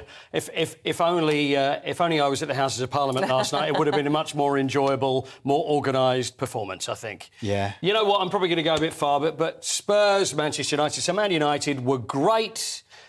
Everything came together for Eric Ten Hag, whereas for Antonio Conte, Spurs fans not very happy with what happened. I mean, it was just a walkover. It really was. It could have been 5. It could have been 6. Oh, really? That Hugo bad? Lloris was terrific. Yeah. And when you always know that when the goalkeeper plays out of their skin and often will get the man of the match for your side, you know that it's been bad. Yeah, so if there was a vote of confidence in Spurs, how Yes. would you vote, aye or no? I think I'm all right with a vote of confidence. I think we're... right. Yeah. OK, they would survive that. Yeah, I could make a frack joke in there, but I really wouldn't dream of doing that at that time of the morning. Yeah. But it was... Big Ron, though, wasn't happy. Ronaldo. Now, this is interesting because Man United were terrific. And then they under Eric Ten Hag, and I was one of the people saying, I'm not sure whether Eric Ten Hag's going to work, whether this is the guy. Well, look, I've got to tell you, last night, Manchester United came together, they pressed, they played brilliant football, and there is Cristiano Ronaldo on the sidelines. So he wasn't picked for the side. They didn't need him last night. So towards the end of the game... He wasn't even on the bench? No, he was. He was on the bench. He was on the bench. Yeah, but he didn't come on. He didn't come on because they didn't need him to come on. And he gets up with about 10 minutes to go and walks out down the tunnel. When I'm playing and I'm on the subs bench, I always try and warm up in front of the coach or the manager, Yeah, and I'm ready. Oh, remember me? Just to let you know, remember me. I don't think Ronaldo is the sort that would have to say, by the way, do you know how many Ballon d'Ors I've won? Do you know how good? Do you know who I used to be? Yeah. It's probably what he would say. But the thing is, it was just the most petulant behaviour, and it's done him no favours whatsoever. Eric Ten Hag said, I'm not going to... Because obviously a lot of people wanted to talk about Ronaldo. Yeah. And he said, well, I'm not... I want to talk about the team because it was a great win and I will deal with him tomorrow. So he stormed off down the tunnel. So whether it's the fact that he didn't play, you can't expect to come on when the team's playing so well, but then it just made everybody talk about him, which, of course, what we're doing now. And it's not good enough. You can't have players to do that. He's supposed to be an example. He's a great player, and his legacy is just going to go down the toilet if he behaves that way. Yeah. I feel that strongly about it. I think it was pathetic. Yeah, Liverpool. And a real shame. Elsewhere, Liverpool turning things around Yeah, still. they are. That continues. I mean, they started off not so good, but managed to beat West Ham 1-0, and it was Darwin Núñez, again, 3rd goal in 4. There he is in the middle celebrating. Jared Bowen, who's on the fringes, possibly, of going to the World Cup, playing for West Ham, had a penalty there in the last minute of before the end of the first half and had the penalty saved. Not a great penalty, but, if you go to Anfield and you get a penalty, you've got to make the most of them. But a win for Liverpool, so 1-0 there. Bournemouth were beaten in that South Coast derby we mentioned. Yeah. Oh, right, OK. The thing is, they don't know whether it's called a derby or not because they're not sort of local rivals. But Bournemouth 0, Southampton 1. Ralph Hasenhüttl, the manager of Southampton, who's been pretty much flirting with the sack, first clean sheet they've had since April, and fans were singing to him, you don't know what you're doing, which is often what you get unhappy fans will sing to. I think we heard that in the House of Parliament, didn't we? Yesterday, those singing from somewhere. But anyway, they were singing that to him, and although he's English, he's Austrian, his English is absolutely perfect, he said that he couldn't quite understand what they were singing to him in English. Right. I think he knew very well. Yes. Newcastle beat Everton and Brentford 0, Chelsea 0, so probably a better result for Brentford than it was for Chelsea. So Graham Potter and his resurgence of Chelsea weren't beaten, but 0-0 at Brentford. Yeah, and finally, Eilish McLaughlin. Yeah, now Eilish McColgan, one of our finest long-distance runners. Yeah. And she's a fantastic runner, got medals this year and in the Worlds, in the Europeans. So she ran a European best. There she is. That's her during the summer. So she set a new 10K record. Now, this was at the Great Scottish Run, which was earlier on this month. So she was obviously very happy to set a new Scottish record. But then now, we heard yesterday that they've actually had to scrap the record. And the reason for it is that they measured the course wrong. They were... So it's not her fault? It wasn't her fault. She gets. How did they measure the course wrong? I don't know whether they have one of those things you used to have at school with the stick and the wheel on. The wheel on it. I don't know if they have one of yeah. those, but they were 149.7 metres short of 10,000 metres or 10K. They're admitted 147 metres short. 100. That's huge. Well, there you go. It was 15. She ran it and admitted afterwards and said, you know what? It felt as if it was... Because they know, you got marathon runners or 10K runners, they know how fast they've run. Yeah. And she looked at the clock and went, oh, well, that's pretty good. I didn't realise that. And she said, I thought I'd run maybe about 15, 20 seconds off, which fits perfectly. And she couldn't understand, well, it didn't feel right, you know? It's great that I've got the record. And now they've said, sorry, but we did measure it wrong. Oh, no. So, you know, she was the winner. Really sorry for her. I do, but she's taken it really well. I'd be livid. Yeah. You'd think, well, what have you done? But there you go. So it was just slightly short. I thought it would be like a metre. They'd messed up by a metre, not 147 metres. 149.7 metres. So it's a lot of difference. So, but she's OK. She's had a good season. She won it, but she can't have the record, unfortunately. Poor Alicia. Fascinating. Paul, thank you. Thank you. Unbelievable. Yeah. How can you Cheated. Yeah. If I ran 10K, I would be happy if the run was actually made shorter and I could run off and go 10K easy. you, Paul. You didn't run. Yeah, that's true. But yeah. I think it doesn't work like that when you're a professional Unfortunately, athlete. it doesn't. No. No. When you're timing it to the second. Yeah. Paul, thank you very much. Yeah, thank you very much. Stay with us after the break. We're going through the papers again. Claire Pearsall and Biggins back with that. See you in a sec.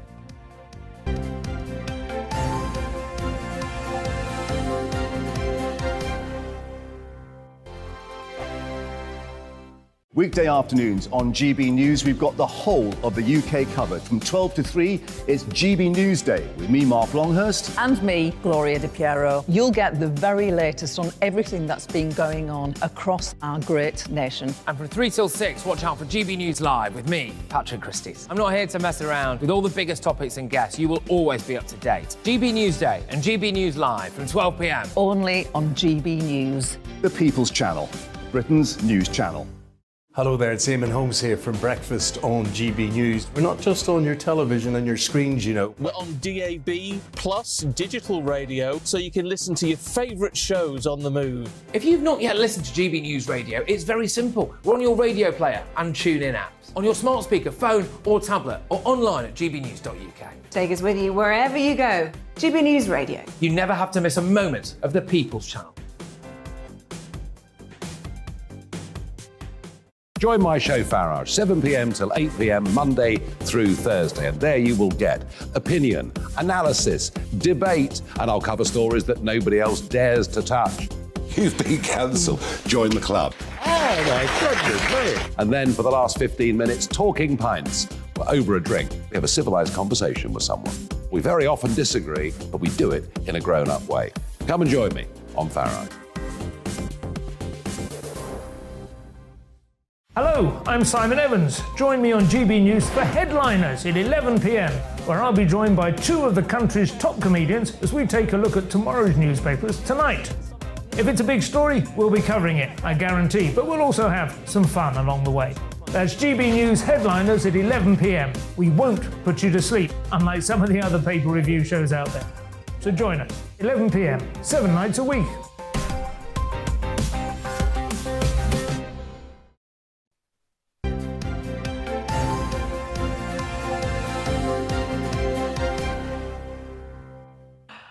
It's 7:40, a little bit behind schedule, but that's because we've just been having so much fun. We're going to go through the papers now, joined by the former Conservative advisor, Claire Pearsall, and the actor, Christopher Biggins. More fun, I'm expecting, during the papers. We've got so much fun this time. We do. And let's start, shall we, Biggins, with the Telegraph front page. MP's concern at Getty link to Just Stop Oil. Funny, they've picked up on this. This is something I put to Just Stop Oil on Monday, and they tried to distance themselves from, obviously, a huge name in the oil world. Absolutely. Paul Getty's granddaughter, who's 65 years old, is supporting Just Stop Oil. Funding it, no less. Funding it. I mean, millions and millions of pounds. Dollars, I should say. No, more, 4 million to grants to organisation Just Stop Oil and Extinction Rebellion. We were just talking about beforehand, Claire and I, in the green room. You know, I mean, it's what they do is unforgivable. I mean, yes, have your say, But, you know, the things that happen when people stop traffic, ambulances, everything, the police, and nobody can get through. Nobody seems to think that people could be dying. Well, I suppose their argument very much is this is a climate emergency. We're talking about, in their words, you know, much graver scale of loss, human life, than one ambulance. Obviously, optically, it is absolutely disastrous for their cause. Yeah, but I mean, they should be doing something else, surely, you know, to make attention. I mean, you know, I fully understand why they're doing it, but I just think they do it in the wrong way. You know, How should they do it? Well, I think they should, you know, do it along the lines of going along to perhaps, you know, a square or somewhere near... With the banners and a megaphone. Yes, exactly. They are doing that every day outside Downing Street, but as we have seen this week, perhaps going through the traditional channels of politics to change policy, not that easy. It isn't that easy.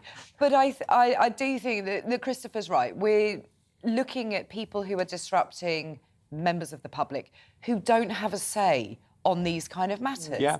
And I have been affected recently. I mean, you know, I don't need to be people's sort of pity, but the Dartford Bridge, which then just stuffed up the entire network across Dartford, down the M20, down the A2, and stopped so many people from either getting to hospital appointments, getting children to school, and just getting on with their lives and getting their businesses running, because that bridge does not need any help to have a traffic jam.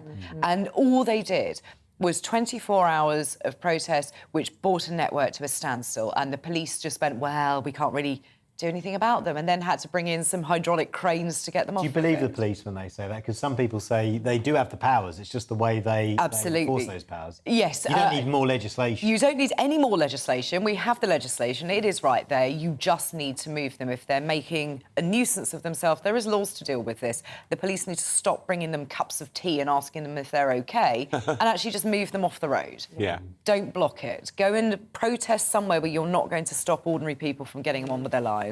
I mean, the other day at the art gallery, when they threw the tomato soup over that was disgusting. Yeah. I don't understand that. Has that been properly explained how that... No, well, because they use tomato soup or the art. I mean, all of it. Yes, I mean, I don't think nobody understands. I think they just find, like, for instance, the other day on the bridge when they climbed up on the bridge. It was Severn Bridge, wasn't it? No, this is Dartford Bridge. Oh, that Dartford was Dartford. That was Dartford. Oh, I didn't realise that. Well, that was terrible, you know. And also dangerous for them. Yeah, well, you got the sense that the police were at the bottom going, I don't fancy going up there, do you? It's a long way up. I mean, Yeah. that is a really high bridge, Yeah. and then you add on the suspension panels And the on wind top of and it. everything up there. It's not funny, great. really. Yeah. Moving on, Claire, Yes. front page of the Times. Yeah. NHS must break cycle of maternity scandals. Yes, because in amongst all of the chaos of yesterday, the report came out into the maternity deaths at the East Kent Hospitals Trust. And this is appalling. I mean, 97 babies and mothers died or were severely harmed during this time, which was between 2009 and 2020. Such abject failings in that trust to take parents seriously when they knew there was a problem, to look after babies correctly. And it's just one of these things that we see time and time again. There was this sort of cycle of maternity deaths, unnecessary maternity deaths, and the Department of Health isn't really going to do anything about it, I think, was the sort of upshot. Well, I mean, they are, it was an unfortunate turn of phrase, but they are hemorrhaging midwives. They are losing midwives at such a rate at the moment. We spoke to a retired midwife yesterday who said that it just didn't work with a healthy lifestyle. We've heard from other midwives who said that, you know, they didn't see their children in between working these extended shifts, not wanting to leave women at their most vulnerable moment when they're giving birth, but also knowing, I have a family of my own that I need to go and see. And they are just not able to retain midwives at the moment. No, they're not, but there are other sort of things they can do to mitigate these effects. There were quite a lot of women who wanted to be able to have their baby at home, were quite capable of doing so. They'd had a baby previously, and they were at lower risk, and they're not allowed to do that. So I think maternity care as a whole needs to be looked at a lot better, but women also need to be taken seriously if they think there's a problem. And I know from my own experience that you're treated as if you're a little bit of a pest. If you say, I don't understand this feels wrong, I'm really worried. Most of the time, it's absolutely fine. But just give them that. But yeah, I do agree with you that midwives have worked extremely hard and have been not looked after correctly. We need to address that. There are an awful lot of failings. It's very disappointing that the Health Secretary didn't comment on this report yesterday. Yeah, I think actually she did. I think I saw a tweet Chancellor from did. her. I saw Jeremy Hunt. The Chancellor did. Yeah, and then this morning, Theresa Coffey has said, my sympathies are with the families affected by the failings in maternity care at East Kent Hospital. These shocking events should not have happened. As Minister Caroline Johnson sets out, we will carefully consider Dr Kirkup's report. And that was just an hour ago. That was an hour ago, yeah. But the whole of the NHS needs to be looked at. Yeah. I mean, you know, it's the elephant in the room, isn't it? It is. Absolutely. It is. And, you know, I had two wonderful operations last year, which were very successful on the NHS. But I was lucky. But, you know, it is a question of luck. You know, and, people are suffering very, very badly. Waits for ambulances, waits for operations, waits to see doctors. Terrible. Yeah. Christopher, you wanted to... Do you prefer to be called Christopher or Biggins? I don't mind, whatever you don't mind like. either. Biggins always makes me think about... Calling people by their surname always makes me think of school. Yeah, I know, it does, doesn't it? It's a perfect name for me, though, because, you know, being big is wonderful. No, I wanted to talk about this because it's the World Cup links. Yes, I mean, I'm totally against this World Cup. I mean, I think it's appalling what is happening. But the China Railway Construction Company have built this stadium in Doha, and they also built a prison in China. Now, that's not really an interesting story, I don't think, because I don't care. But the story I have is at dinner last night, someone told me that the most extraordinary thing, that this stadium can lift up the whole of the field, the grass, can lift up and slide out into the open, and they can change the grass and put it back in again. Yeah. Now, you knew this, did you? Yeah, no, but they do that even for cricket squares as well. I know at the MCG, I think in Australia they do that. They can lift out grass and put it back and slide News it out. to me, Biggins. It's news to me. News to you? Yeah. But I was fascinated by this. Unbelievable. It is amazing, isn't it? I mean, what must that have cost? Yeah. And, you know, and there we are. I mean, they're talking about... Also, last night we were talking about the fact that fans have to queue for hours and hours in 45 degrees. People will die queuing up for tickets. And I don't know that some of the supporters, which I'm not going to name because I like him, but one of the supporters particularly is getting a huge amount of money for supporting this. You know, and I think it's wrong. Yeah. Do people know what goes on in these countries? Yeah. Well, David Mellor, who reviews our papers on a Wednesday, former cabinet member, under Maggie Thatcher, no less, huge ardent football fan, says he won't watch a single game. No. Because of the human rights record. Well, he really will not watch any. No, I believe David Mellor. I believe him, Yeah, so do I. Yeah. I mean, I think it's people have to be very strong. I mean, I certainly wouldn't have watched anyway if it had been in Chelsea or something, you know. But I mean, you know, I just think it's appalling, and the support and the money. With that money, what we could have done, we could have solved the NHS problem. I know. Yeah. Yeah. Personally, I mean, it's the company behind this very lovely stadium are also behind the whole story is about they are behind the prison which contains the Uyghur population. Yes. So their human rights record is appalling. Yeah.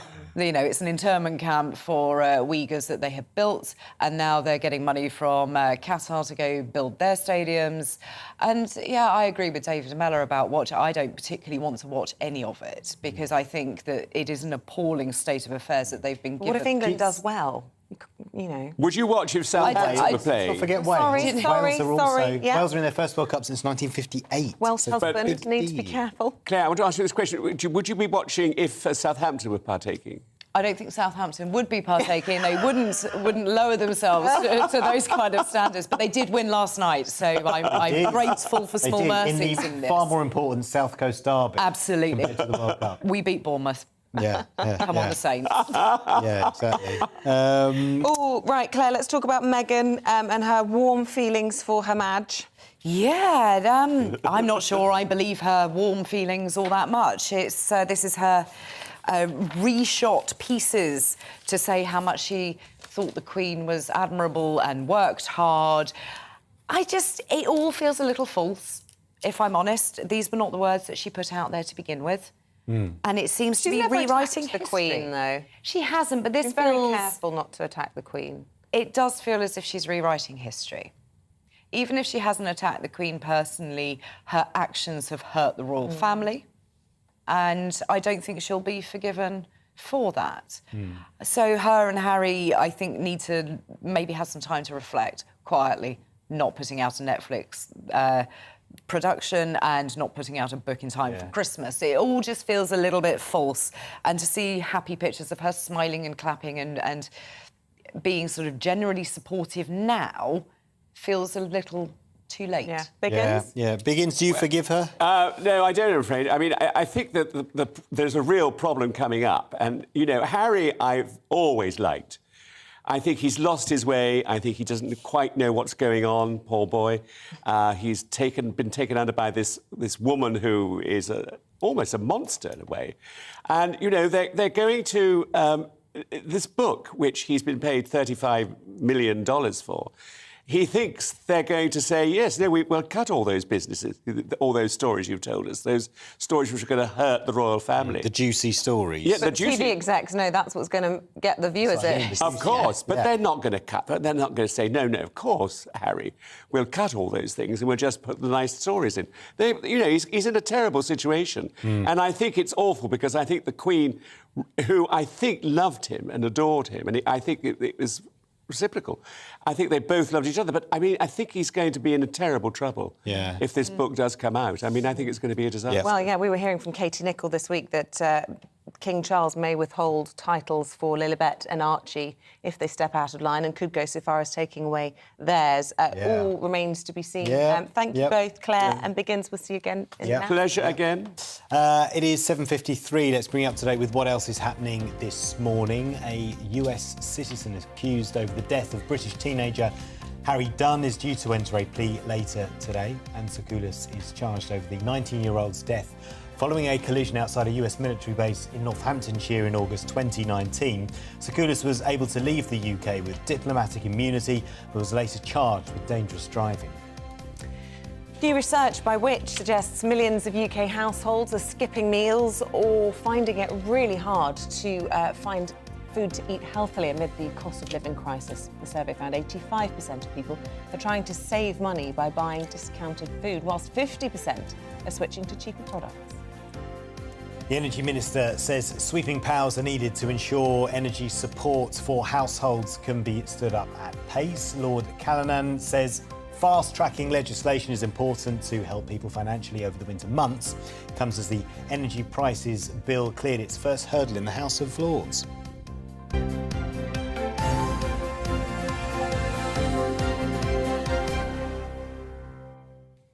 Now, more rail strikes have been announced by the RMT union on the 3rd, on the 5th, which is, of course, Bonfire Night, and the 7th of November across train operating companies and also Network Rail. There'll be a separate strike on London Underground and Overground on the 3rd of November as well. Joining us now to talk about this is the General Secretary of the RMT, Mick Lynch, from this year's TUC Congress in Brighton.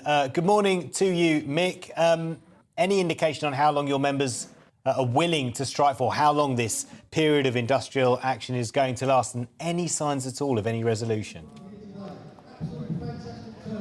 Well, our members are completely committed to the dispute, and that will be seen on the picket lines, as are the postal workers here today in Brighton and across the country, because workers are being attacked. There's no sign of a settlement. Anne-Marie Trevelyan, the new Secretary of State, has not even met with the train operating companies, and they have told me directly they've got no mandate to make us an offer. I've met with them last week before I came down here, and I speak to them all the time. They are unable to make an offer because the Conservative government will not allow them to make an offer, so they want to keep this going. We've got these minimum service levels being introduced, which is essentially a conscription of labour against workers' will to go in and have to work against their own union and against their own vote in a democratic system under the existing Tory legislation. So we've got a government that we knew were libertarians, and now they seem to be implementing chaos theory. They cannot run the country, they cannot run the railway, and the country seems to be in crisis, and they've got to do something about that. And we need a resolution to these industrial disputes that we've got now, which are basically around workers being attacked. Our members are being attacked. Thousands of them are going to be made redundant if we don't get an agreement. We haven't had a pay deal for 3 years, and our conditions are going to be chopped up, and that's exactly the same issue in the Royal Mail as it is on the railways. So we need a change at the top of this country, and we need a change from corporate Britain where workers get a square deal. Well, look, Mick Lynch, you might not be throwing a tomato soup at Van Gogh paintings or gluing yourselves to roads and blocking them, but the net result, I suppose, a lot of hard-working Britons would say, is that they are the ones who suffer in all of this. People feel, don't they, that hard-working Britons are being held to ransom by the unions. Well, if you want to use those cliches like being held to ransom and you can't be bothered to think about anything else, that's up to you. But Britain is not being held to ransom. They're being held captive by a government that's in crisis, who've got no solutions to what's going on in this country. And corporate Britain is making handsome profits. The rail operators, the train operating companies, Network Rail subcontractors, and the rolling stock leasing companies are all making profit while workers are suffering.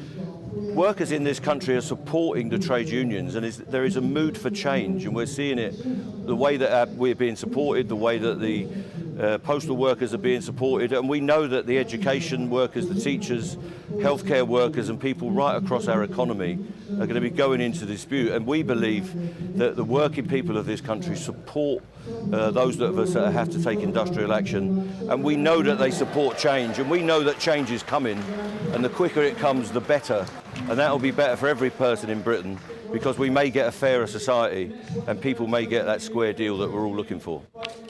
We're talking to you at the TUC. There are, of course, other sectors. You mentioned the Royal Mail yourself, workers there going on strike. Do you think that there could be a coordinated general strike this winter, especially given the weak position of the government at the moment?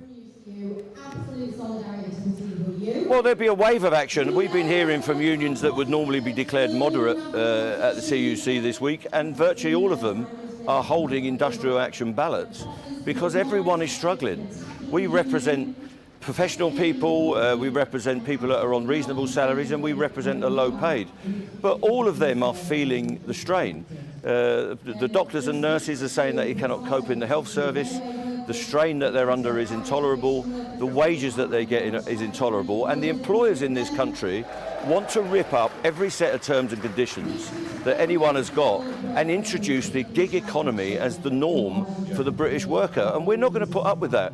We want the employers to come up with a decent set of terms and conditions. We want that on the railway, we want that in transport, and we want that right across our economy so that our society exists, so that our people can make a decent living, not so that they can be ripped off, so that the super rich can have their bonuses uncapped, have their taxes cut, and the rest of us having to pay for it through the corporate greed that we're experiencing in Britain now. So there's got to be a change. And I think the whole working class is going to be on the march through this autumn and into the winter.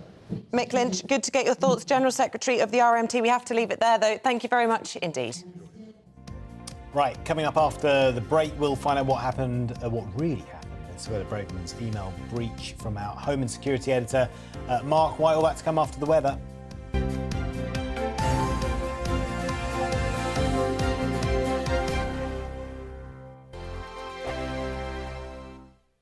Weekday afternoons on GB News, we've got the whole of the UK covered. From 12 to 3, it's GB News Day with me, Mark Longhurst. And me, Gloria Di Piero. You'll get the very latest on everything that's been going on across our great nation. And from 3 till 6, watch out for GB News Live with me, Patrick Christie. I'm not here to mess around. With all the biggest topics and guests, you will always be up to date. GB News Day and GB News Live from 12 p.m. Only on GB News. The People's Channel, Britain's news channel. Hello there, it's Eamonn Holmes here from Breakfast on GB News. We're not just on your television and your screens, you know. We're on DAB plus digital radio, so you can listen to your favourite shows on the move. If you've not yet listened to GB News Radio, it's very simple. We're on your radio player and TuneIn apps, on your smart speaker, phone or tablet, or online at gbnews.uk. Take us with you wherever you go. GB News Radio. You never have to miss a moment of the People's Channel. Join my show Farage, 7 p.m. till 8 p.m. Monday through Thursday, and there you will get opinion, analysis, debate, and I'll cover stories that nobody else dares to touch. You've been cancelled. Join the club.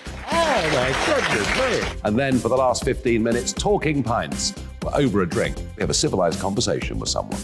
We very often disagree, but we do it in a grown-up way. Come and join me on Farage. Hello, I'm Simon Evans. Join me on GB News for Headliners at 11 p.m, where I'll be joined by two of the country's top comedians as we take a look at tomorrow's newspapers tonight. If it's a big story, we'll be covering it, I guarantee, but we'll also have some fun along the way. That's GB News Headliners at 11 p.m. We won't put you to sleep, unlike some of the other paper review shows out there. So join us, 11 p.m, 7 nights a week.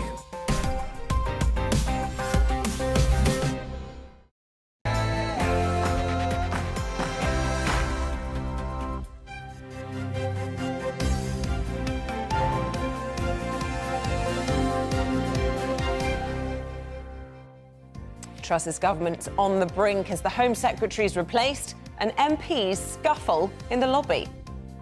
Good morning. It is 8 o'clock on Thursday, the 20th of October. This is Breakfast on GB News with Isabel, Webster and Paul Hawkins. Our top story this morning. Suella Braverman's out. Grant Shapps is in as Home Secretary. It is the second senior cabinet switch in Truss's government in less than a week, as now 7 MPs publicly call for her to quit. Manhandling and madness. Theresa Coffey and Jacob Rees-Mogg accused of bullying Tory MPs over that fracking vote, causing chaos in the Commons and confusion over whether the Chief and Deputy Chief Whip had resigned. A long time coming. After 8 years of investigations, an independent inquiry into child sexual abuse will finally be published today. However, former police detective and sexual abuse whistleblower Maggie Oliver has told us it's not worth the paper it's written on. And calling it a complicated time, Meghan Markle breaks her silence on the Queen's passing in her latest interview for Variety magazine, adding that she continues to be proud of her relationship with the late monarch. And we've been asking for you to get in touch all morning, be part of the conversation. Lots of you have been doing that. Ian says, for the first time since the 80s, I am politically homeless. Gary says, for the first time in my life, I'm worried about this country. Yeah, the fact that both those comments begin with "for the first time" tells you a lot about the current political situation. Keep them coming in. GB Views at gbnews.uk or at GB News.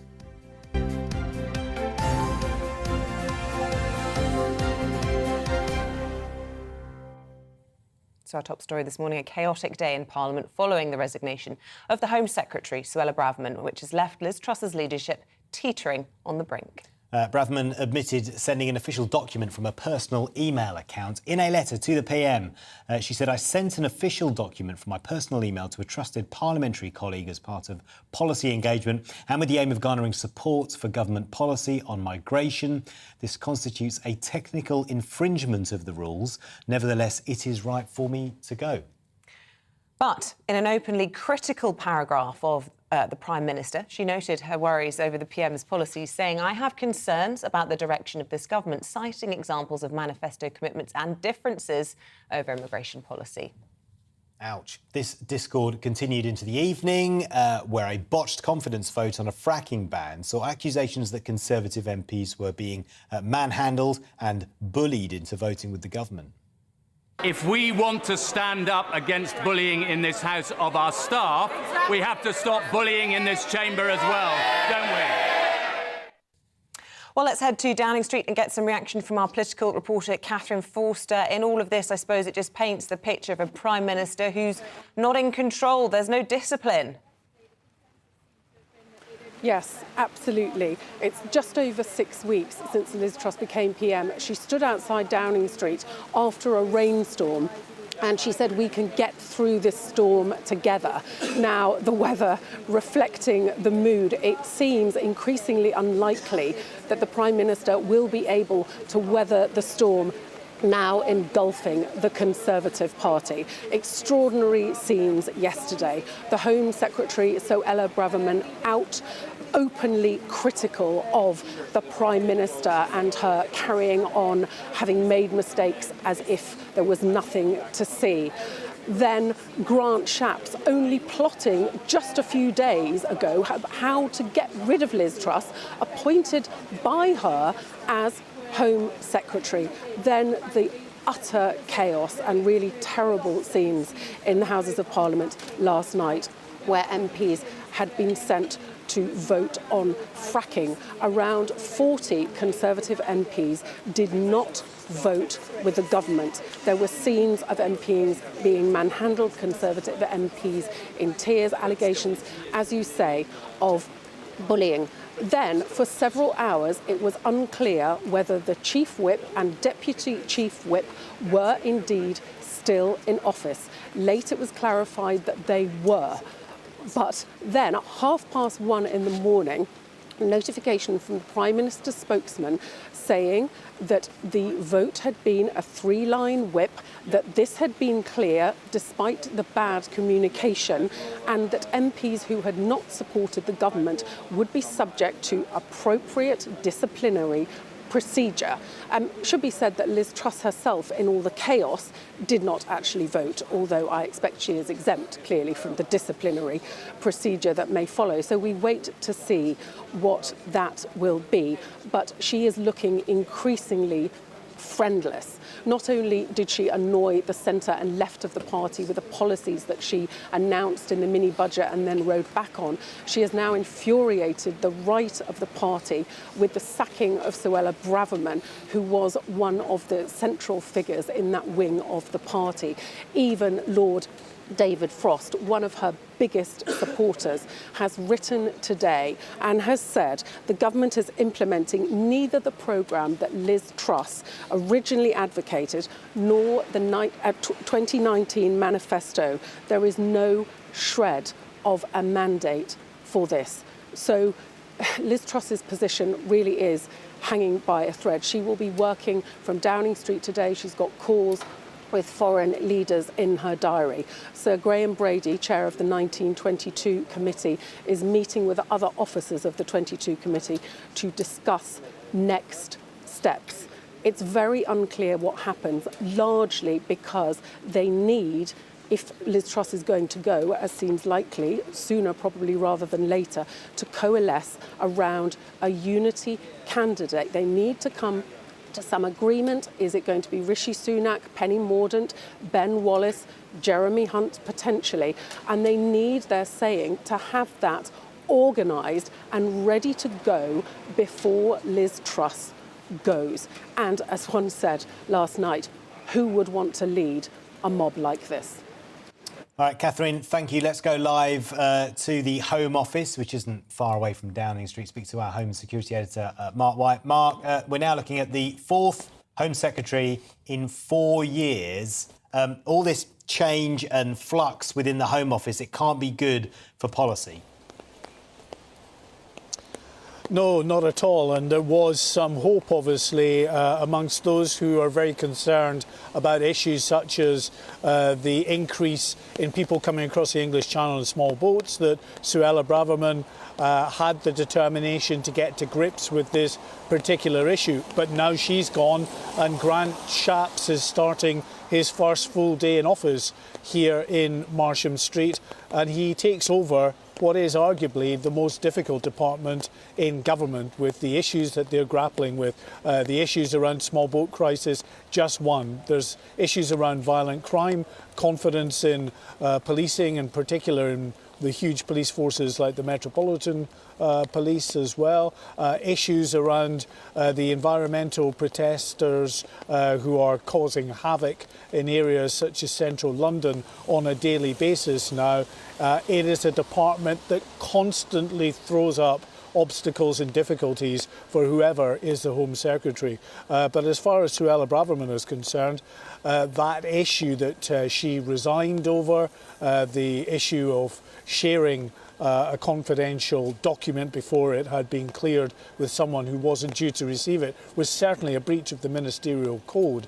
But in different times, a simple apology for an honest mistake would have been enough. But it's clear there is a fundamental policy difference between the now former Home Secretary and Liz Truss over migration, over Liz Truss's plans to boost migration numbers, we're told, to try to stimulate the economy and growth.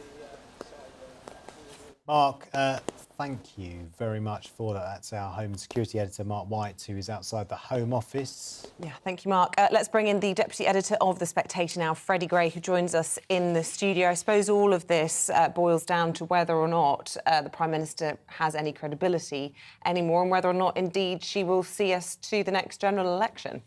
Well, I think that's looking pretty unlikely. Certainly, Tory MPs I've spoken to the last 24 hours think she's going to go possibly by the end of this week. One of them said to me last night she won't last tomorrow, as in today. And is that because of this 1922 committee meeting between officers and Sir Graham Brady? Yes, I think that would be what would trigger the departure. I suspect there was a lot of heat, a lot of people were very hyped up last night, so there was probably a lot of very angry talk. In fact, there obviously was a lot of angry talk. So I suspect that could be sort of, the calm of the morning might calm things a little bit. But there is no doubt that she does not have many allies in her own cabinet, let alone in the party. And the party is in a sort of murderous, suicidal mood. Well, look, just to get a sense of just how febrile things were last night, let's listen to a clip of Charles Walker. He was on a rival channel, but it was just such an extraordinary tirade from him. We think it's worth replaying. Let's have a listen into this Conservative backbencher. Perfectly honest, this whole affair is inexcusable. It is a pitiful reflection on the Conservative Parliamentary Party at every level. And it reflects really badly, obviously, on the government of the day. Do you think there's any coming back from this? I don't think so. But I haven't. I have to say I've been of that view really since two weeks ago. This is an absolute disgrace. As a Tory MP of 17 years, who's never been a minister, who's got on with it loyally most of the time, I think it's a shambles and a disgrace. I think it is utterly appalling. So you seem quietly... I'm livid. And, I really shouldn't say this, but I hope all those people that put Liz Truss in number 10, I hope it was worth it.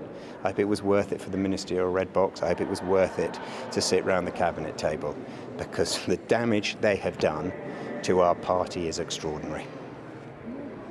I'm sorry, it's very difficult to convey. You look just furious about this. I am. I've had enough. I've had enough of talentless people putting their tick in the right box, not because it's in the national interest, but because it's in their own personal interest to achieve ministerial position. And I know I speak for hundreds of backbenchers who right now are worrying for their constituents all the time, but now worrying about their own personal circumstances, because there is nothing as an ex-MP. And a lot of my colleagues are wondering, as many of their constituents are wondering, how they're going to pay their mortgages if this all comes to an end soon. So that's Charles Walker, Conservative MP, backbencher of 17 years, speaking to the BBC. Extraordinary what he had to say, Freddie. Yeah, there's a lot to unpack in that rant. I think one of the things that's most extraordinary about it is how angry he is with Tory members. So that's the people he owes his job to. That's the sort of grassroots, probably quite a lot of GB News viewers out there. And he's saying to them, you've let us down, you've appointed this disaster, and it's on you. I'm not sure that's very good politics, really, to attack your membership, the broad base of your support. And again, I think it shows that the Tory party is just really in this self-destructive, we've had enough mode. We don't like the people who vote for us. That's a problem. He was also attacking fellow members of the cabinet, people who had supported Liz Truss to then get a job in the cabinet. Yes, I think he was saying there's sort of lack of integrity. But, as other people have pointed out, as Nadine Dorries has pointed out, they did this to Boris Johnson. They are in the mood for destroying their leader. And it's not necessarily because it's Liz Truss, even though Liz Truss has certainly not helped herself. If, as you predict, Liz Truss does go at the end of this week, what next? I mean, who's going to be wheeled in? There's going to be a coronation, presumably. Well, the mood at the moment seems to be to swing back towards the sort of Cameroon era. Are we seeing a sort of Cameroonian restoration of these fairly centrist figures who at least sort of project competence, seem to calm the market, seem to restore some sort of stability? So Rishi Sunak, Michael Gove? Rishi Sunak would be probably the favourite, I think, although, the Boris gang hate him and they will stop at nothing to stop him. Yeah. Are we talking about today? End of today? Well, people are saying end of the week. I think she'll last the week, to be clear, but a lot of Tories say she won't. Yeah, and in fact, Margaret says, after the complete chaos that the backstabbers have caused since getting Boris out, I think we need to bring Boris back. Otherwise, we will end up with the Labour Party getting back in. Thank you, Calls Margaret. for the return of the blonde bombshell. Let us know your thoughts this morning, Freddie. Thank you very much indeed. It is 8:16. Households across Britain are being warned to prepare for electricity blackouts if gas imports are reduced. Now, the National Grid chief has said we may experience blackouts between 4 and 7 p.m. on weekdays in January and February during very cold days. But to be clear, most days in January and February are pretty cold. So let's get some tips, shall we, from Will Hodgson, consumer champion for how to save it. Look, it sounds quite romantic, doesn't it? Grab a candle, snuggle in with a blanket, wrap up warm, light the fire if you can. But, I mean, in all seriousness, actually, we need to make some preparations if this is really going to happen. Yeah, and that doesn't just mean buying a head torch so you can stumble up the stairs without breaking your legs. I think that this is pretty dramatic. It's worth saying that John Pettifor, who's the chief exec of National Grid, has said this is unlikely that we're going to face blackouts. It is unlikely. Nonetheless, as a nation, we have to do what we can to reduce that likelihood to zero. The best things we can do are just address this simple supply-demand challenge that this is. So on the one hand, we can't do much about the supply of gas that powers our homes. The truth is the conflict in Ukraine has made all of Europe vulnerable. So what we can do is we can focus a little bit on our demand, because that's what we're talking about here. You have a blackout when supply cannot meet demand. So what you can do is look to get government schemes and mass incentives that help the population as a whole reduce their demand. That's what will make blackouts unlikely.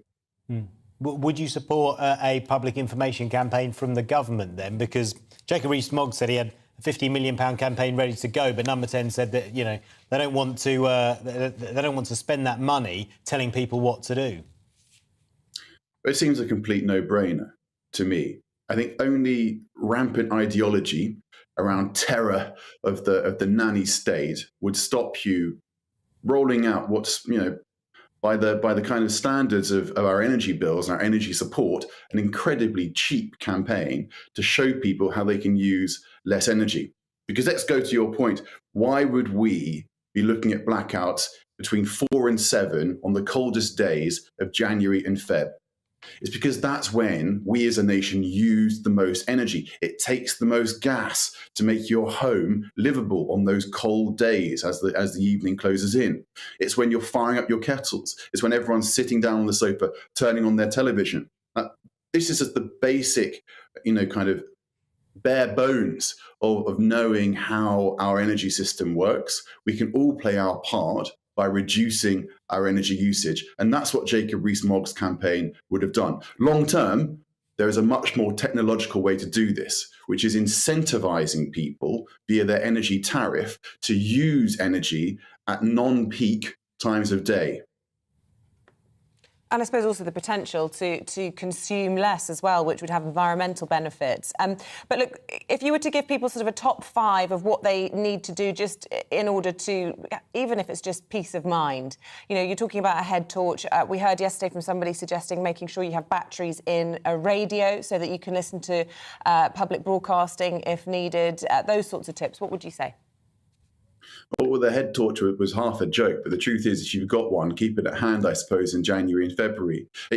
I think the interesting thing is people worry about their telephone, you know, which, as we know, contains a torch, could be the Swiss Army knife of the 21st century, who knows. But the point is people don't want to be left without their phone. And you think to yourself, if there's no electricity coming through my wall, what am I going to do to recharge it? And the answer to that hints at the future of a kind of more secure energy system. Because what you might do is be one of those clever clogs who's got a portable charger, a battery charger in their handbag so they can actually recharge their phone without having to plug it into the wall. And the reason I say that's the kernel of our energy future is this. In the years ahead, households are going to be able to store far more energy than they do now. Things like electric vehicles have massive batteries. So it could be the case you don't actually rely on the grid for your electricity. You have a store of it domestically via your home. So that's the future. And right now, probably having something like a phone charger, if that's what you're worried about, which is not reliant on the mains, is not a bad idea. OK, top tips. Will Hodson, consumer champion from How to Save It. Thank you very much indeed. It is 8:21. Let's bring you up to date with the other morning's top stories. A US citizen accused over the death of British teenager Harry Dunn is due to enter a plea later today. And Sakoulis is charged over the 19-year-old's death following a collision outside a US military base in Northamptonshire in 2019. Sakoulis was able to leave the UK with diplomatic immunity, but was later charged with dangerous driving. New research by Which suggests millions of UK households are skipping meals or finding it hard to eat healthily amid the cost of living crisis. The survey found 85% of people are trying to save money by buying discounted food, whilst 50% are switching to cheaper products. The Manchester United manager is promising to deal with Cristiano Ronaldo later today after he walked down the tunnel before the end of their 2-0 win over Spurs last night. Ronaldo, who was on the bench, decided to leave early after Erik ten Hag made it clear he would not be coming on. It comes after rumours the striker was keen to leave the club during the summer.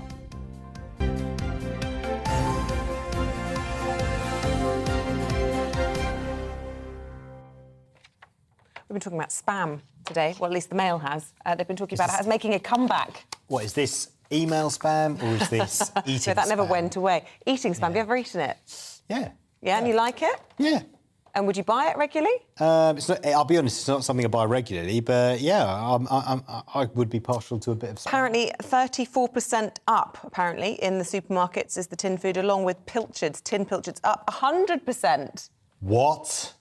So we're obviously stockpiling these kind of long-term, cheap sort of products whilst we're worried about the cost of living. This is according to a Waitrose food and drink report. My husband snuck some spam in the other day into our cupboard and I was not having it. I wasn't happy. Why not? It's just not... I mean, just psychologically, the idea of tinned meat makes me feel a bit queasy. You a bit spammist? I'm a bit spammist, yeah. Yeah? Let us know if you're a spammist as well, or indeed if you're enjoying a bit of a sort of Or are you vintage... pro-spam? Pro-spam. Let us know your thoughts. All of the things we're discussing this morning. Look, after the break, a really serious story for you. We're talking to a sexual abuse survivor, Kelly Lees, who contributed to that independent inquiry that will be released later today. But first of all, here's your Thursday forecast. Good morning, I'm Alex Deakin with your latest weather update from the Met Office. We switched things around a bit today. It's still going to be pretty mild, but it won't be as windy. There'll be outbreaks of rain in the east, whereas yesterday's rain across the west has disappeared and it's generally looking drier and brighter here. Still got low pressure down to the southwest, and it's these weather fronts that have been marching northwards, providing some heavy downpours through the night. Still moving slowly across Scotland, so a wet start here and more rain coming into the southeast this morning. That's also going to be quite heavy at times, spreading into East Anglia and up towards Lincolnshire. Some of that rain at times getting into the Midlands, but I suspect much of the West Midlands will be dry, and skies brightening for Wales, South West England and Northern Ireland. Certainly a much cheerier day compared to yesterday, and it's pretty mild wherever you are. Temperatures in the teens, high teens in the south with a bit of sunshine. But obviously it's not going to feel very mild across the east with that rain, which is likely to spill back into parts of northeast England this evening and back into parts of eastern and southern Scotland overnight. And still some of that rain could be on the heavy side. The wind's a bit lighter today, but they will pick up again tonight as further bands of showers drift northwards up from the southwest. But the winds are always coming up from the south, so again, it's going to be fairly mild as we start tomorrow morning. Now, some spots will start with a bit of sunshine, but be prepared for showers tomorrow. Heavy showers initially over Wales and southwest England, but spreading slowly northwards. The rain kind of lingers across northern Scotland throughout the day. Some brighter spells for southern Scotland and eastern England, where there won't be as many showers. So a drier day to come tomorrow across East Anglia and Lincolnshire. But even here, late on, some showers will move in. The showers will be zipping through on a fairly brisk breeze, and it's still going to be pretty mild with temperatures above average, mostly in the teens. High teens again across the south. That mild theme continues through the weekend and into next week. There'll be some showers this weekend, heavy ones on Sunday, but some sunshine too.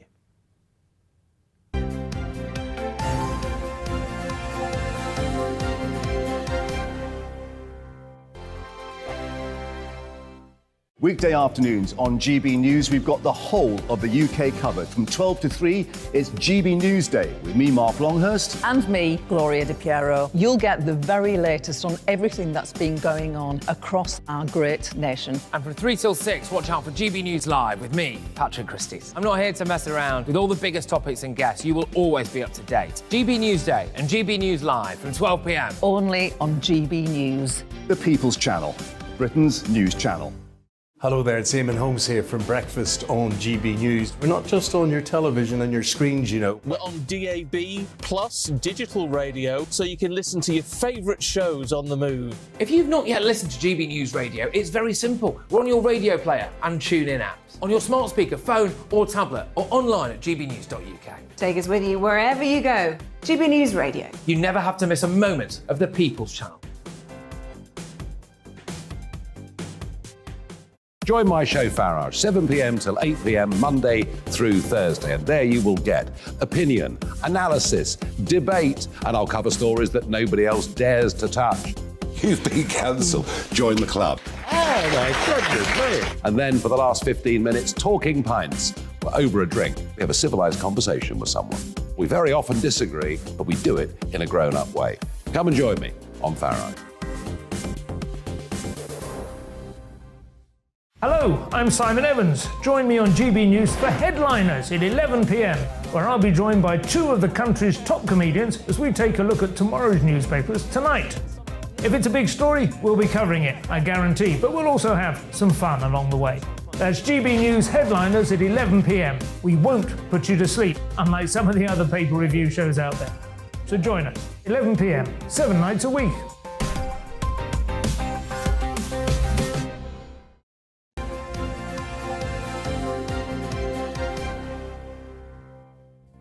Welcome back. Still to come on the programme this morning. Shadow Secretary for Health, Wes Streeting, will be with us just before 9 to talk about the latest drama. I was going to say development. Psychodrama? Psychodrama, that's the word. In Westminster, we'll ask if he personally witnessed any bullying in the Commons last night. Also, Barbara Windsor's widower has written a book, or final love letters, in his words, paying tribute to his late wife, Scott Mitchell. Will be with us at 9:20. Remember, you can join in any of the discussions this morning. Drop us a line, gbviews@gbnews.uk, or tweet us at gbnews.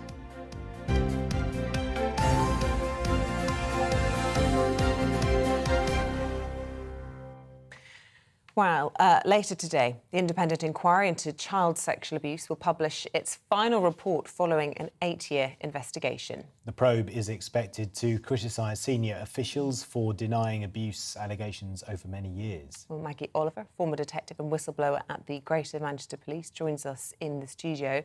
Maggie's also the founder of the Maggie Oliver Foundation, a charity that supports survivors. And we're also joined this morning by one such survivor, Kelly Lease, now an ambassador with Maggie's Foundation, has bravely agreed to share her journey with us. Good morning to both of you. Thank you very much for joining us.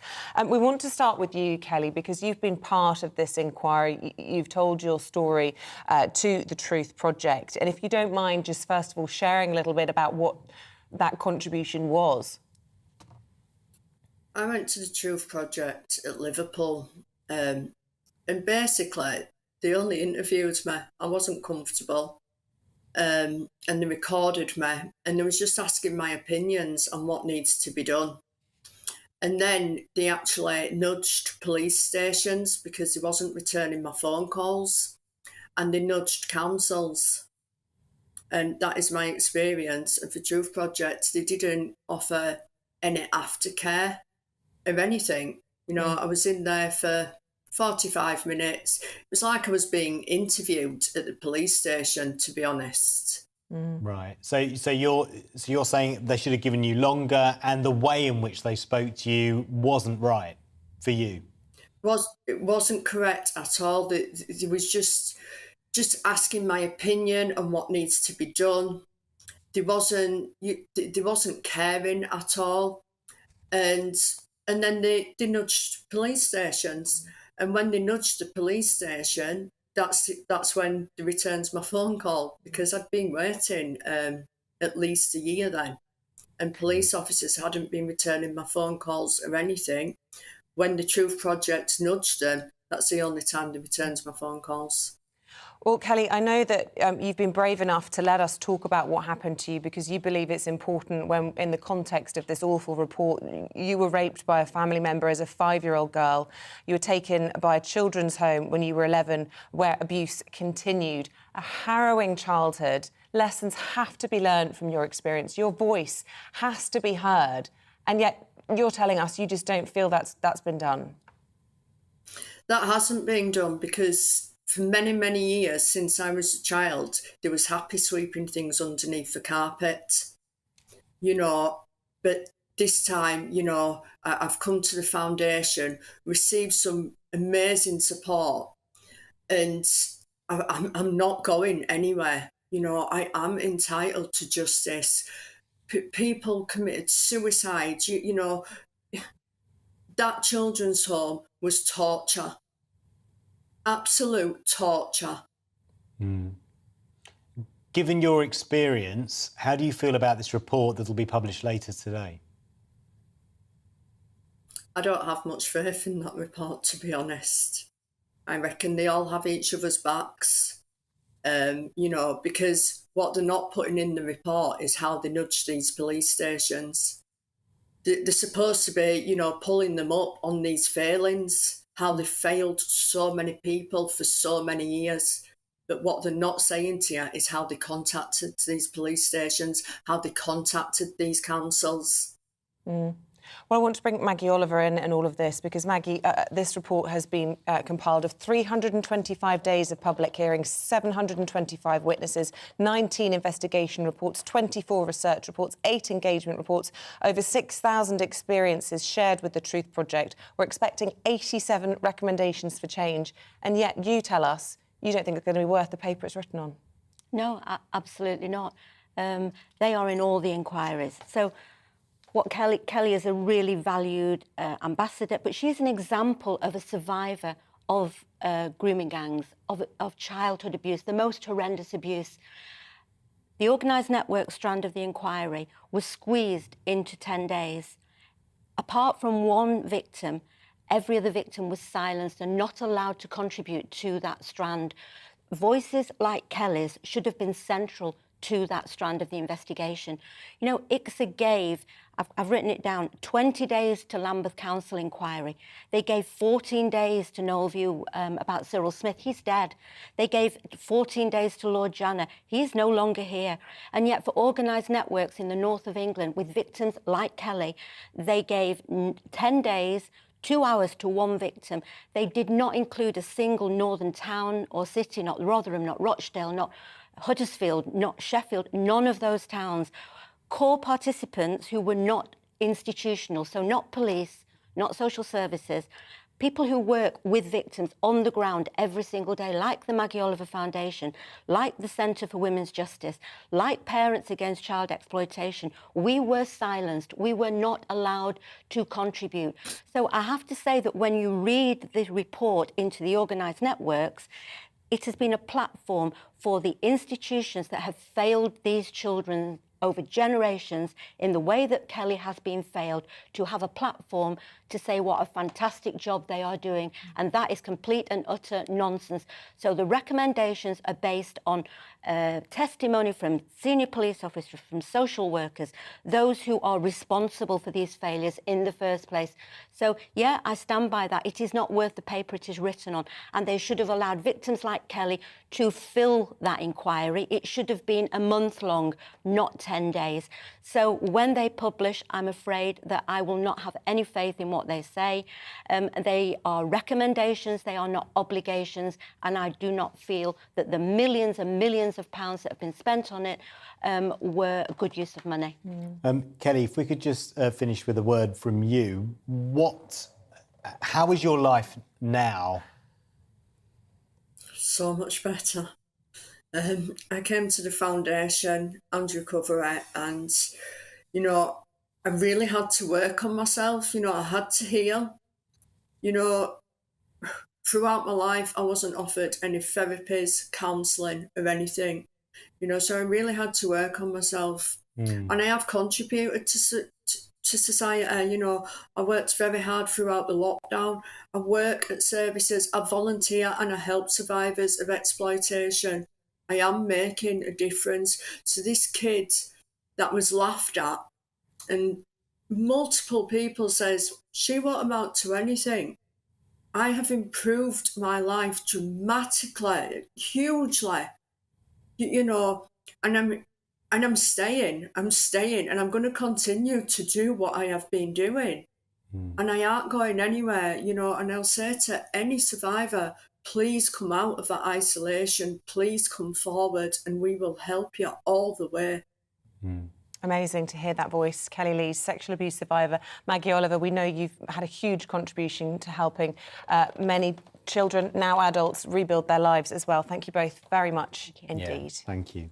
It is 8:36. Next up, we'll chat through the papers with Claire Pearsall and Christopher Biggins.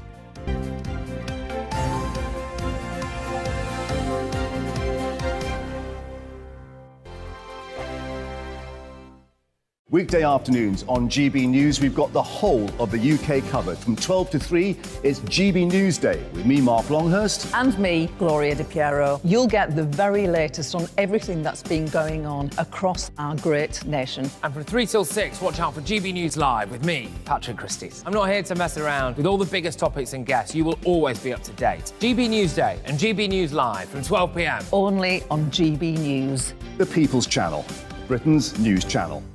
Hello there, it's Eamonn Holmes here from Breakfast on GB News. We're not just on your television and your screens, you know. We're on DAB plus digital radio, so you can listen to your favourite shows on the move. If you've not yet listened to GB News Radio, it's very simple. We're on your radio player and tune-in apps, on your smart speaker, phone or tablet, or online at gbnews.uk. Take us with you wherever you go. GB News Radio. You never have to miss a moment of the People's Channel.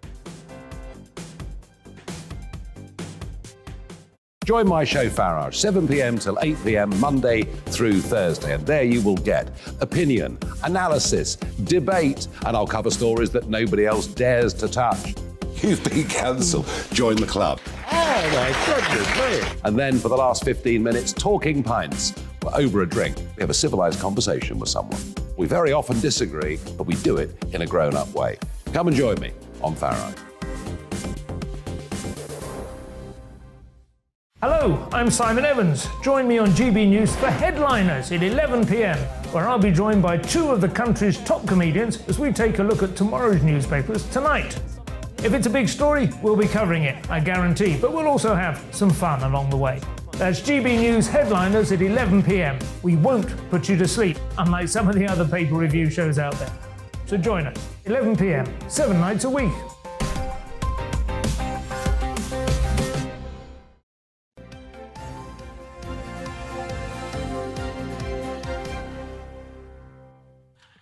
It's time to go through the papers now. We're joined by former Conservative advisor Claire Pearsall and Biggins come weather forecaster who's just updated me that it's raining outside. Yeah, so thank you for that. It's not good, I'm afraid. It's not a good day. Are you pleased to be in a cosy, warm studio instead of outside? We're so lucky. Yeah, we are. Where shall we start this hour? Claire, you want to talk about the start, which is, let's be honest, it's a bit of light relief in all of this. It's been lettuce camel week. They're talking about lettuce Liz is cut to shreds. What have we had this week? Other analogies? Lettuce prey on leaf support. Indeed, indeed. And this is the Daily Star who have put together a YouTube channel all of its own with a lettuce. And it started off as just a lettuce and a photograph of Liz Truss and who would last longer. And as the days have gone by, they've added googly eyes, some hair, pair of glasses, mini cheddars. I think there was a can of energy drink as well on one day. And apparently the bookies are firmly behind the lettuce to outlast the Prime Minister. How much can you get on the lettuce? Look, I haven't looked at the odds. I think we need to. I think we need to have a look at those. But this is a plucky 60p salad staple, as the Daily Star are pointing out to us. And I think it just goes to show how little authority the Prime Minister has when we are now watching live feed of a lettuce. Yeah, yeah.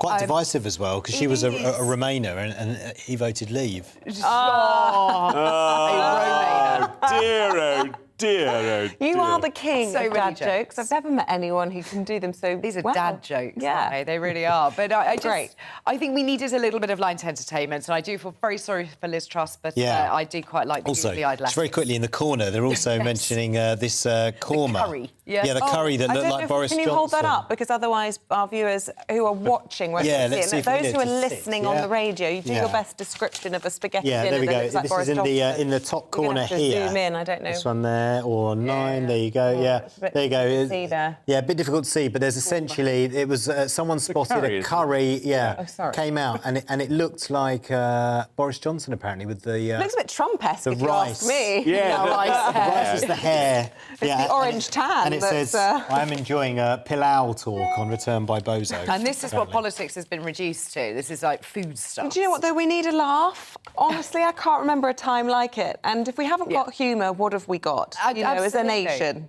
Absolutely. Don't you think, Vickers? I agree. Now, it's interesting that Liz obviously is on everybody's lips at the moment, but she runs every morning. Did you see it in the paper yesterday? Didn't know that. I think she goes to one at Lambeth Palace or something, and she runs with a, I suppose... Chased by her backbenchers. Well, not at the moment, but possibly that will come. Yeah. But I was wondering whether all this, what's going on, whether she sleeps at night, whether she's worried and, upset by it all, but at least she's out running, so that's quite good. Yeah, well, look, 100% she'll be stressed beyond belief, and I Yeah. wouldn't wish it on my worst enemy, to No, be I perfectly agree. honest, but there would be an easy solution to it all if she, Yeah. Yes. Biggins, you want to talk about Barbara Windsor. TV goals is the headline in the Mirror. We're going to be speaking, I believe, to her husband, yeah. Scott Mitchell, who is a great friend of mine, and Barbara was a great friend of mine. We had many, many happy memories together. We went to Venice. I worked with Barbara a lot.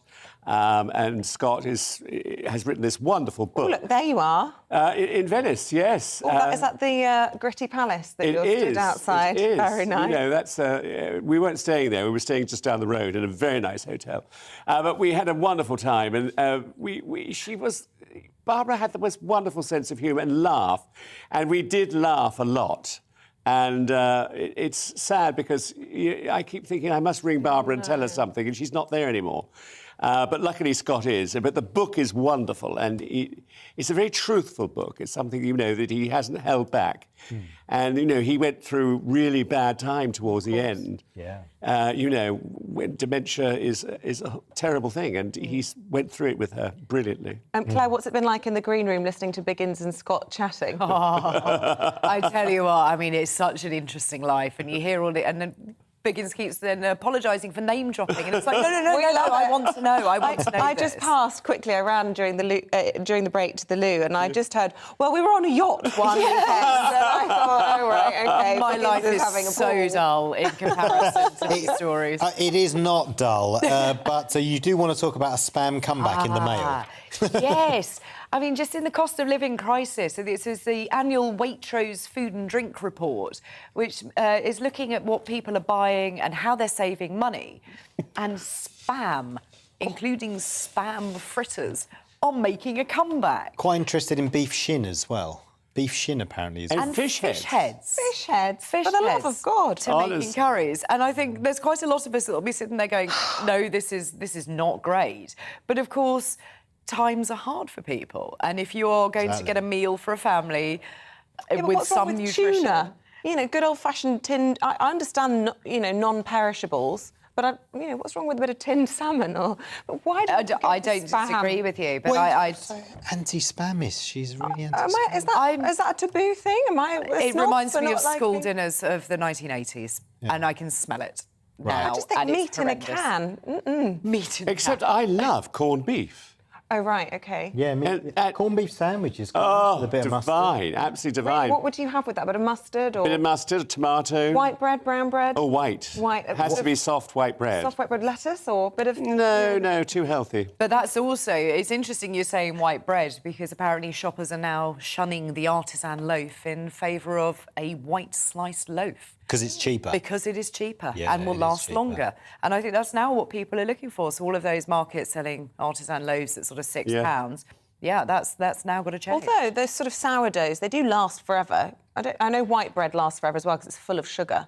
But yes, your sourdough, you can keep and it's for a also long time. great for toasting sourdough. It's much nicer taste. Oh, Yeah. delicious. I'm quite hungry. I haven't had any breakfast. Make your own bread, as someone's just said in my ear. Yeah, lockdown style. We've got a bread maker. We've got to go back to it. We've got to go back to that. But it is quite interesting that people are going back to things that were sort of the wartime favourites. And it feels like we're almost entering that with the threat of the electricity outages in January and February, as a previous guest has said, and with all that's going on in the cost of living crisis. So I think people are looking back at those kind of comforts and wartime favourites and reducing the money that they spend in the shops. I just think it's quite an interesting look at how we as a nation will cut our cloth accordingly. I'm not sure that I will go to the spam fritter route, but I am I was just thinking about spam fritters, Will you? Yeah, Paul, are you going to spam fritter it? I don't know, I'll give it a go. Give it a go. Give it a Not go. ruling that out. With mayonnaise, quite nice, tomato ketchup. No. Yeah. Mind you, that costs a fortune now. Yeah. I always find ketchup's a bit of a cover-up, though. Do you? You can't taste anything else if there's ketchup. Put ketchup with it. I love ketchup, though. Do you? I never have thought Biggins. Oh, no, I love that. ketchup. The things you find out. Isn't it interesting? Do you remember, well, maybe you don't, probably none of you were there, but the day we did a taste test, a blind taste test with Chris Akabusi with the Heinz tomato ketchup and then own brands from some of the cheaper supermarkets. Yeah. He fell off his stool because he chose the own brand from, I can't remember, one of the budget supermarkets because he said it was Aldi. tasted better than ketchup. He thought it was actual Heinz There you go. ketchup. So there's Did you join in the taste test? I didn't. I decided to let Chris do that. I don't know, didn't want to get up my dress. You wanted to protect your sauces, didn't you? Oh, my gosh, I can't bear it. Dear. Where do you get them? I apologise to Trust all me, your I've got a very viewers. limited stock cupboard. Biggins. Yes. You want to talk about Susanna Reid on Halloween makes her anxious? Yeah, well, Actually, I agree. This is all. She was on the Good Morning, obviously. What are you doing talking about that? She was on the programme. Okay, that's I'll about, forgive and you. she was presenting it with Richard Madeley, and she said to him, "I hate Halloween," and I agree with her. I hate Halloween. What do you hate about it? I hate the fact, yes, trick and treat. I hate being at home and the doorbell going, and you have to go down and be pleasant to children and then give them sweets. You don't have to be pleasant to them, but you can just... Yeah, but you know, it's an Americanism, though. This is, started in America. Suddenly it's become hugely popular over here, and I think we've got enough of those things going on. Do you know, Biggins, I'm normally with you on the anti-American rhetoric. I really am. I can't bear how everything's commercialised. But as a mum of kids who love fancy dress, love sweets, live in a really tightly knit community where every other house sends their kids to the local school, it is so lovely. Halloween is the loveliest thing. Really? As opposed to when I was a child, where people would sort of be slightly threatening and would chuck an egg at you if you didn't. I honestly have been completely converted to the Halloween American. And I think it's brilliant. But is it a Absolutely thing then that brilliant. you have to have kids? Maybe as a kid. Yeah, perhaps I think it is. so. I mean, do you decorate the front of your house and things? Everybody does. where we're- Really? Yeah, I mean, it's really sweet. And our kids have got their costumes. They're completely pumped. They cannot wait. It's great for It's lovely. Oh. It is lovely. I have a teenager, so he's more interested in just the sweets, but not actually going out there and getting them himself. But we do have a rule in my little village that if a house is decorated or has a pumpkin outside, then you can knock on it. If it doesn't, then people want to be left alone. Oh, well, that's and a good everybody idea. abides That's by nice. that. That's a fair and rule. actually, it works really, really Yeah. well. So you don't have to open your door, and elderly people aren't being disturbed or threatened or anything like that. And normally it is little kids coming around all dressed up, and they're ever so polite. And I don't mind that. I do mind when it's adults going out there and just getting drunk and then starting knocking on doors, which we've had a few times, and I think that You've had that a few... What, just adults? Just adults, oh yeah. By adults, drunk. sort of 16, 17, 18? Or... And older. Should Really? be better. Oh yeah, I mean, I think they What- hit what it. did you Beat say to to the them? local pub. I told them that they perhaps would like to move on. In a I always think... brave, because you probably get tricked. Well, yeah. I was quite cross. I always think, though, of the Halloween films, which are so terrifying. Yeah, maybe. And you think, my God, it's frightening, suddenly. And you never know, all these children wearing masks, you don't know whether they're going to murder you or anything like that. Not if they're this high. You're Well, pretty they safe. could be. They could be. What do they call now? I've got to be careful what I say now. Is it significant height or something? What is it? Something height? You can't say the word beginning with D. You can say dwarfism. Yes. Can you say that? Yes, I think so. Oh, you can. Yeah. Yes. But my bugbear with Halloween is the plastic. Genuinely, people buy plastic pumpkins instead of a real pumpkin, which that's will ridiculous. decompose. Yes. Why? That's ridiculous. Why? Well, cost of living crisis lasts longer. You can use it again next year. Yeah, but they last for 500 years and will never decompose. I'm just making the case for the defence, playing devil's advocate. I know. Perhaps they should have used a plastic lettuce for Liz. Would never, Good. never You go might switch anywhere. to a pumpkin next week if she lasts that long. Well, in all seriousness, Susanna Reid might say Halloween makes her anxious. Lots of people will be worrying because that is the day Jeremy Hunt has to balance the books to the nation with the OBR's sign-off, in all seriousness. Absolutely. So it is going to be a bit of a scary time in the chamber. Yeah. I think we need to be able to have that statement come out. It's just really, really unpopular. Yeah. And the timing of it on Halloween, I think, was genius, really, of whoever put that out there. We're never going to forget what day it came out. Oh, Yeah. But there is going to be a lot of attention on it and lots of political horror metaphors, I imagine. Go on, have you got one? No. Just well, you said it yourself, didn't you? Horror in the chamber and all that sort of thing, and you know. It is. You know, broomsticks. Yeah, Maybe I should exactly. bring Zombie government, blah zombie blah government, blah. Yeah, I've got a et black cetera. cat. Maybe I should bring him into the chamber that day and set him free. Yeah, exactly. Yeah. I didn't really talk about my the story at the BBC. Oh, go on, yeah. Because this is we went straight to Barbara. But BBC's Top of the Props centenary, because this is their 100-year celebration. Yeah. This is quite good, actually, because what they're doing is they're bringing out all the iconic props that have been used. Oh, OK. So, like, for instance, the statue of Queen Victoria, which Barbara famously threw to the ground. The old Vic. The old Vic. But that's come back. And also Philip Schofield's gopher. And fantastic things like... We've got a Dalek there. A Dalek, which is, of course, iconic. And all these things, I think they're putting on an exhibition. Actually, that'd be pretty good, especially Gordon the Gopher. Yeah, I know, I know. That's our era, isn't it? We all loved Gopher, didn't we? I bet Philip Schofield would hate to see him. Yes, I think he probably would. If he suddenly pops up with that, I'm serious news presenter. Biggins, Claire, it's been a pleasure. Thank you Thank both. you. Do come back again soon. We'd love to see you. But we have to interject because we have Wes Streeting now. He is the Shadow Health Secretary joining us to talk about everything that happened last night. It was a Labour motion that was in the Commons, defeated by the Conservatives. But what a shambles, Wes. What was your experience of it all? Well, I think people can see it for themselves. It is a shambles. And the real kicker in all of this is that the chaos that we see at the heart of government is causing real pain for people who are seeing their mortgage costs go up, the cost of living increase, and big challenges in our country, like the biggest crisis in the history of the NHS, going unaddressed because we have a rabble instead of a government. And that's why today Keir Starmer's setting out in his speech to the TUC Labour's plan to get the economy growing again, to help working people with the cost of living. I'm here in Greater Manchester today talking to health service leaders about Labour's plan to deliver one of the biggest expansions of the NHS workforce in its history to deal with the crisis, because it'd be so easy on a day like this to just come on as the opposition and say, oh, isn't the government terrible? People should vote Labour. But actually what I want people to know is that we've got a serious leader with a serious team and a serious plan, and we want to earn people's trust and support, because I think it's clear now with the shambles that we see that only Labour can offer Britain the fresh start that it needs. And I know there'll be lots of your viewers for whom the jury is still out. They're probably pulling their hair out, the Conservatives, and I want to earn their trust and support. That's a really good point, actually, Wes. A lot of people do say, yeah, maybe it's time for a change, but we don't know what Labour would stand for. In wanting to maintain that honesty with the electorate, can you tell us that spending cuts would have to still be made under a Labour government, and would you ring-fence health?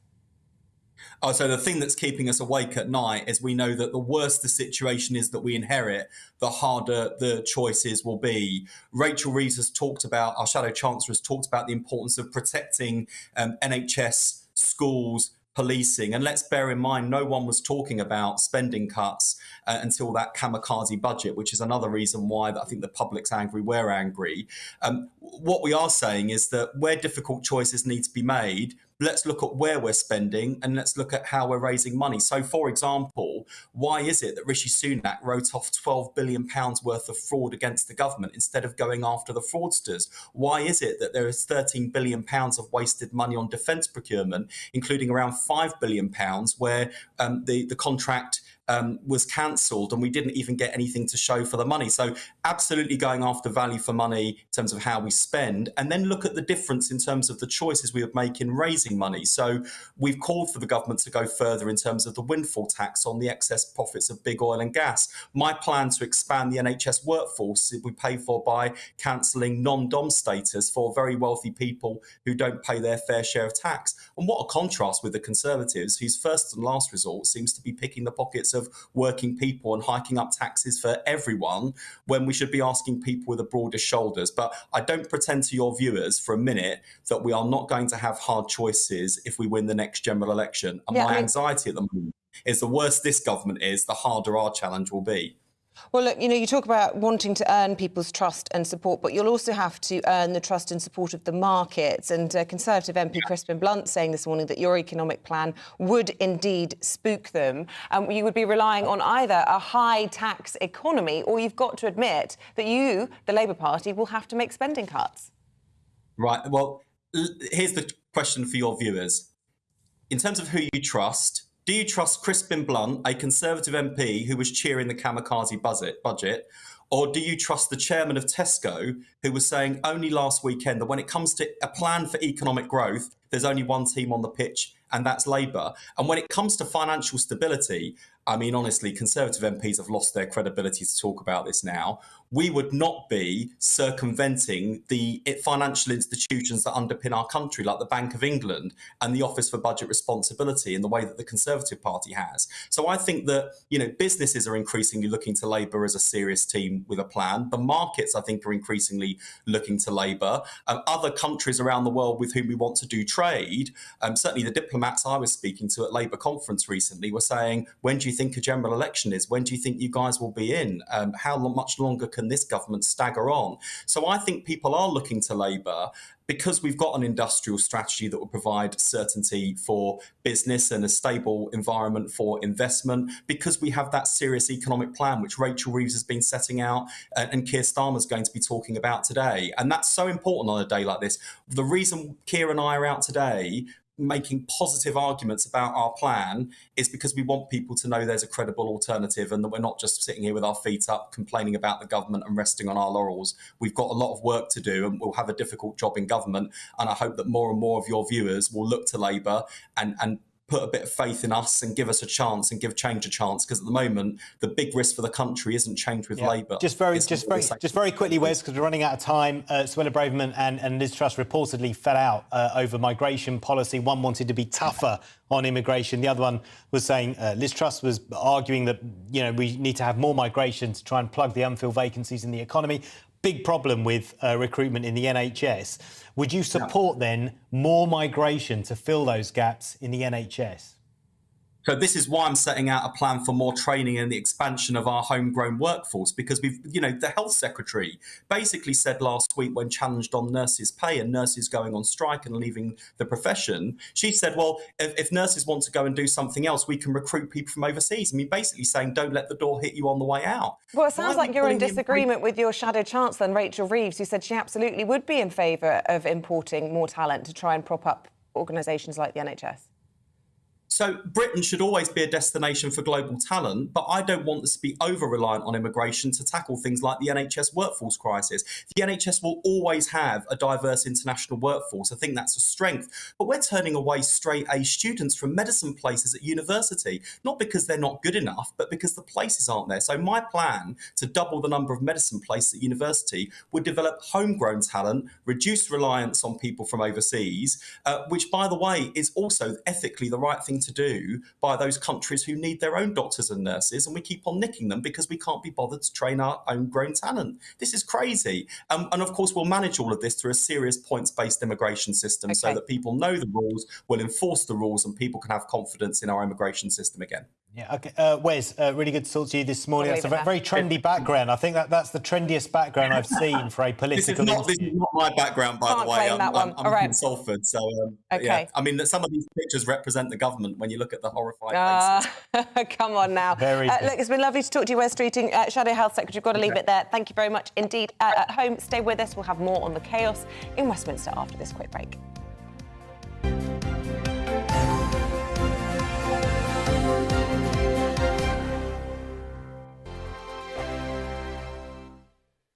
Weekday afternoons on GB News, we've got the whole of the UK covered. From 12 to 3, it's GB News Day with me, Mark Longhurst. And me, Gloria Di Piero. You'll get the very latest on everything that's been going on across our great nation. And from 3 till 6, watch out for GB News Live with me, Patrick Christie. I'm not here to mess around with all the biggest topics and guests. You will always be up to date. GB News Day and GB News Live from 12 p.m. Only on GB News. The People's Channel, Britain's news channel. Hello there, it's Eamonn Holmes here from Breakfast on GB News. We're not just on your television and your screens, you know. We're on DAB plus digital radio, so you can listen to your favourite shows on the move. If you've not yet listened to GB News Radio, it's very simple. We're on your radio player and TuneIn apps, on your smart speaker, phone or tablet, or online at gbnews.uk. Take us with you wherever you go. GB News Radio. You never have to miss a moment of the People's Channel. Join my show Farage, 7 p.m. till 8 p.m. Monday through Thursday, and there you will get opinion, analysis, debate, and I'll cover stories that nobody else dares to touch. You've been cancelled. Join the club. Oh my goodness, brilliant. And then for the last 15 minutes, talking pints. We're over a drink. We have a civilised conversation with someone. We very often disagree, but we do it in a grown-up way. Come and join me on Farage.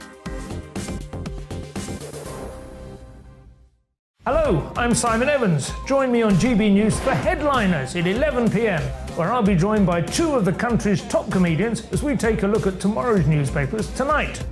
If it's a big story, we'll be covering it, I guarantee, but we'll also have some fun along the way. That's GB News Headliners at 11 p.m. We won't put you to sleep, unlike some of the other paper review shows out there. So join us, 11 p.m, 7 nights a week.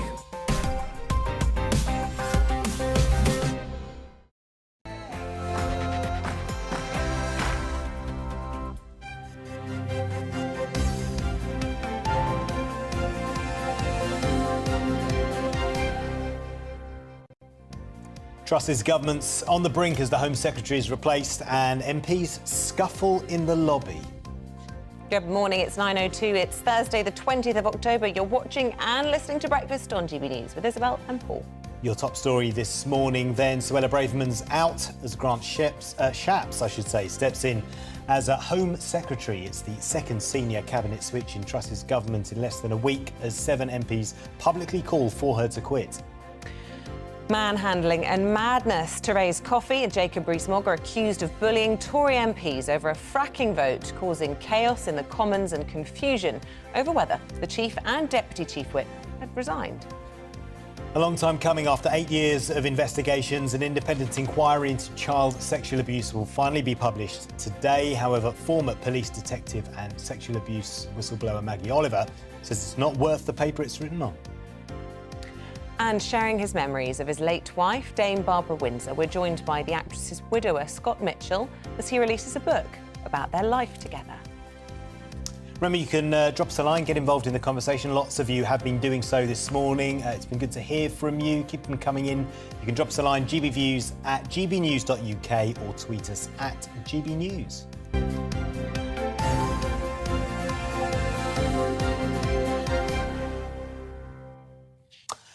So, another chaotic day in Parliament. Following the resignation of the Home Secretary, Suella Braverman has left Liz Truss's leadership teetering on the brink. Yeah, Braverman admitted sending an official document from a personal email account.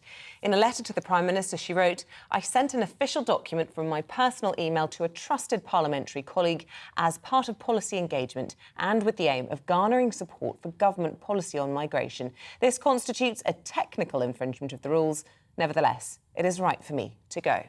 But in an openly critical paragraph, she notes her worries over the PM's policies, saying, "I have concerns about the direction of this government," citing examples of manifesto commitments and differences over immigration policy.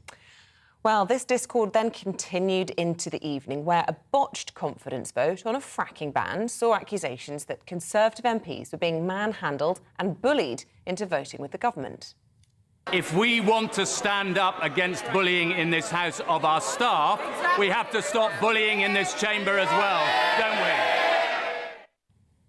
Joining us in the studio this morning is the head of political research at Ipsos, Gideon Skinner. Good morning to you, Gideon. First of all, The polling for the Conservatives now has been awful, right? And Labour, 30-point lead or something. Can it get any worse? Well, the public don't have a lot of confidence in Liz Truss right now. Only 13% think it's likely that she would win the next general election. And the trouble for her is that she's being challenged on multiple fronts. So, we know the reaction to the mini-budget was pretty poor. Most people thought it would make them worse off. And that meant Kwasi Kwarteng's ratings were some of the worst we've ever recorded for a Chancellor of the Exchequer. But even so, that's had wider damages. It's impacted on general views of the Conservatives' economic competence. Labour have got the first lead on the economy in our polling at Ipsos for the first time in 15 years, since 2007. The Conservatives' reputation as a party of kind of governing competence has been falling for some time, but that's just continuing. Liz Truss's leadership, own personal leadership, is under question.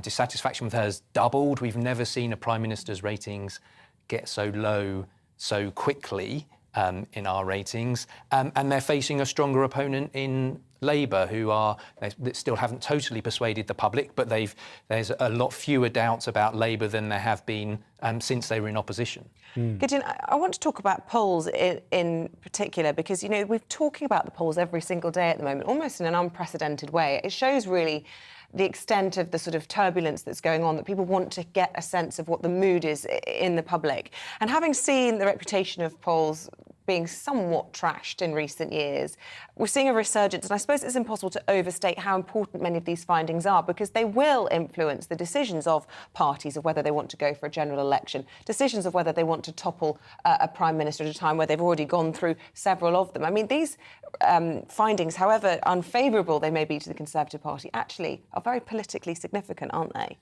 They are, and I have to say at this point we were pretty accurate in 2019. Everyone says that when they come on. But yes, I suppose what polls are obviously not the only story. Nobody would ever argue for kind of government by opinion poll or anything like that. They're one source of information, but they're an important source of information in a democracy. And I think what they allow us to do is to look at the fundamental challenges facing Liz Truss, and the Conservatives, which, as I said, are kind of now on multiple fronts. What are the underlying issues beyond just the headline voting figures, which are around the economy, on competence, on leadership, and the opposition. But they also allow us to put it into some sort of historical context. And we know, politics is very volatile nowadays, and just because things haven't happened in the past doesn't mean they can't happen in the future. There's still time for things to change. But they do show that, in the historical comparisons, then the picture is not looking good for the Conservatives right now. Is it recoverable, do you think? It's very difficult. There is still time. It's not unusual for leads to narrow as you get closer to an actual election, but even so, the challenge facing them is a pretty stiff one. Yeah. Well, Gideon, it's fascinating to talk to you. Thank you very much indeed. Gideon Skinner, Head of Political Research at Ipsos. Thanks for coming in this morning. It is 8 minutes past 9. The cost of living crisis and the soaring interest rates has made it even more difficult for many first-time buyers to get on that property ladder they want. Well, now a company called Generation Home is trying to help by allowing families and friends to help contribute to the mortgage as an income booster. So to explain a bit more on this, we're joined by the CEO, Will Rice. This is a really interesting concept because we are increasingly hearing about the role of the bank of mum and dad when it comes to helping get people launched these days in a way that we've never really seen in previous generations. And this would be a way that it could sort of come through official channels. That's exactly right. So last year, close to £200 billion worth of properties were purchased with help from mum or dad or other family members. It's, close to 60% of total first-time buyers rely on the bank of mum and dad in some way in order to make their first purchase. But up until now, there's been no one who caters to the needs of family when they're looking to provide support to a loved one, looking after their financial security into later life, for example. So what we do at Generation Home is we provide better ways for family to lend a hand. We do that in a couple of ways, by solving problems that people face around how to get the right deposit, but also how do I have the right income to be able to afford what I can buy. So the way that we do that is we've essentially digitized ownership of properties for customers, so that you can have fractional ownership of different stakes in the home. So if I'm mum or dad, I can co-invest alongside my kid instead of having to gift that money. So I can look after my own financial interest, take a fractional stake in the property. Without getting a capital gains? Without any tax consequences at all. So without costing my child their first-time buyer stamp duty allowance and without any consequences for me as an existing homeowner. So it's financially efficient and it provides the security and reassurance that a lot of people need in order to provide that help. The other thing that they can do is they can actually go on the mortgage with their kid and contribute, say, £50 a month, £100 a month. And through those contributions, we allow them to actually build up their equity stake in the property. So rather than it having to be a gift, they can build fractional equity every month through the contributions that they're making towards buying a home. So it essentially provides a flexible toolkit for people to combine family resources in a much more productive way. And what is the company's role in that then? You provide the toolkit, sort of making that more widely understood, or do you get involved in the sort of mortgage applications? Yeah. I mean, So as a business, we're, I say, a pretty new concept, which is that we offer a completely end-to-end home buying service. So we are a mortgage lender. When you come to Generation Home, you get the mortgage from Generation Home, but we're the only business that will look after you every step of the way. Okay. So from thinking that you want to buy and speaking to one of our advisors about your options, all the way through to providing the legal services, the conveyancing to get you into your property. So we provide the only one-stop shop in the mortgage market. Right, and what rate of interest are you lending at the moment on a fixed rate? So we are currently actually the cheapest mortgage lender in the market across a range of different products. So if you were to take a 2-year fixed rate product and you had a 5, 10 or 20% deposit, Generation Home will provide the most competitive interest rates on the market. So cheaper than all of the traditional high street lenders. Right. And look, when we had the mini-budget, kamikaze budget, some people dub it, there was this announcement on stamp duty for first-time buyers. That's actually been kept, hasn't it, by the Chancellor? How much is that affecting traffic through your business? I mean, it's designed to try and stimulate movement at the bottom end of the housing market. And I understand you are one of those who is a first-time buyer. Yes. Are you seeing that stimulate movement in the housing market? Not at all. Not at all. Not at all. So the impact on confidence and affordability that the budget had far outweighed any possible positive implications from the reduction in stamp duty. So something that I think is incredibly important to understand in the context of the current mortgage market is the mini-budget has pushed interest rates over a critical edge for existing and aspiring homeowners. Over the last 2 years, lenders have been testing whether a customer could afford their mortgage at around about a 6.5% interest rate. The moment you go through that, people would start to many people would no longer be able to afford their mortgage. As of the last 2 days, mortgage interest rates have moved to 6.6%. So we're in a critical danger zone right now that would mean that many existing homeowners can't afford their existing mortgage when they have to refinance. And for aspiring first-time buyers, it's really pushed things further out of reach. So it's incredibly important, the sort of stability, a little bit of stability that Jeremy Hunt's recent announcements have delivered to the market. It's actually allowed us to cut our rates twice in the past week. So there are some green shoots beginning to appear, suggesting that we may have seen the worst of it. But unfortunately, the damage done by the budget was incredibly serious and far outweighed any positive impact of Did you say what your rate was, or did you just say you're one of the most affordable? Because I I said wanted to judge for ourselves. So the currently cheapest products that we offer is 5.83%. That compares with the average 2-year fixed rate this morning of 6.65%. Okay. Right, OK. And will it peak next year? Because surely it will go up a little bit more. So this is just a personal opinion, is that rates have peaked already. Oh, really? Something incredibly important to understand that is that mortgage lenders' rates, when you're looking at fixed rate products, are driven not by where the Bank of England's base rate is today. It's driven by market expectations today of where they will be in the future. Okay. So the Bank of England is definitely going to be raising interest rates, but if simultaneously the market's expectations are that longer term they're going to be coming down, you'll start to see mortgage rates reduce while the Bank of England's rate goes up. Right, OK. Oh, that's good to know. Right, really excellent. interesting. Well, Rice, thank you very much from Generation Home. Fascinating concept. I'm sure we'll be hearing more about it. Thank you very much. Yeah, just going up to 9:15. Coming up, she played the infamous character Peggy Mitchell and was seen as a national treasure. She is a national treasure. We'll be speaking to Scott Mitchell about his late wife and national Dame Barbara Windsor.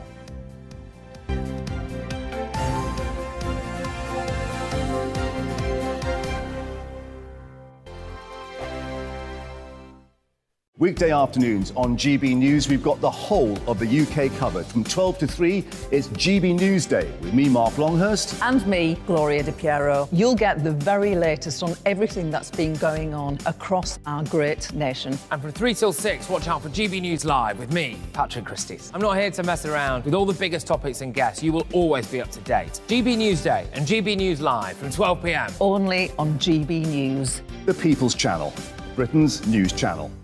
Hello there, it's Eamonn Holmes here from Breakfast on GB News. We're not just on your television and your screens, you know. We're on DAB plus digital radio, so you can listen to your favourite shows on the move. If you've not yet listened to GB News Radio, it's very simple. We're on your radio player and TuneIn apps, on your smart speaker, phone or tablet, or online at gbnews.uk. Take us with you wherever you go. GB News Radio. You never have to miss a moment of the People's Channel. Join my show Farage, 7 p.m. till 8 p.m. Monday through Thursday. And there you will get opinion, analysis, debate, and I'll cover stories that nobody else dares to touch. You've been cancelled. Join the club. Oh, my goodness me. And then for the last 15 minutes, talking pints. We're over a drink. We have a civilised conversation with someone. We very often disagree, but we do it in a grown-up way. Come and join me on Farage. Hello, I'm Simon Evans. Join me on GB News for Headliners at 11 p.m, where I'll be joined by two of the country's top comedians as we take a look at tomorrow's newspapers tonight. If it's a big story, we'll be covering it, I guarantee, but we'll also have some fun along the way. That's GB News Headliners at 11 p.m. We won't put you to sleep, unlike some of the other paper review shows out there. So join us, 11 p.m, 7 nights a week.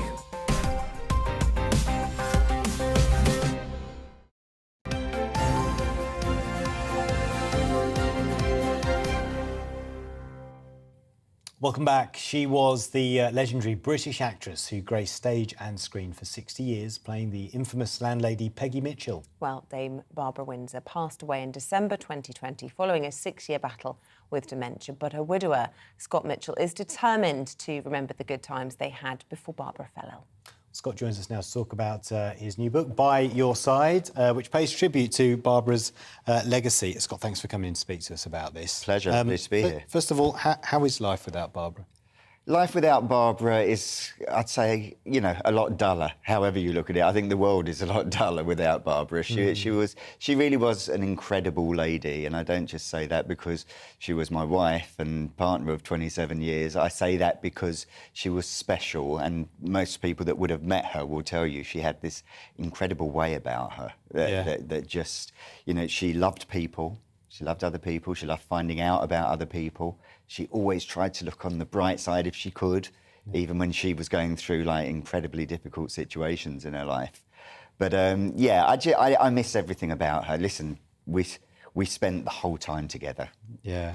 Well, look, we all miss her, and she was genuinely a national treasure. And whether that was seeing her in pantomimes at Christmas or seeing her, of course, at the Old Vic, get out of my pub, whatever it was. I mean, I had the pleasure of meeting her, and exactly as you say, she was effervescent, bubbly, warm, everything you hope she'd be and more.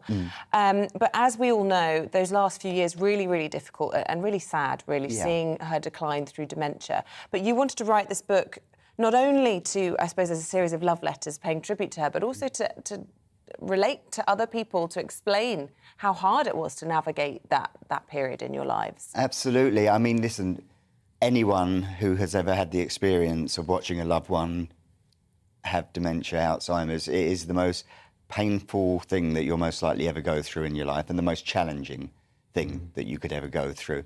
It's something you're not prepared for. Most of us are not carers. As such, you learn on the job. The thing about dementia is it has different phases.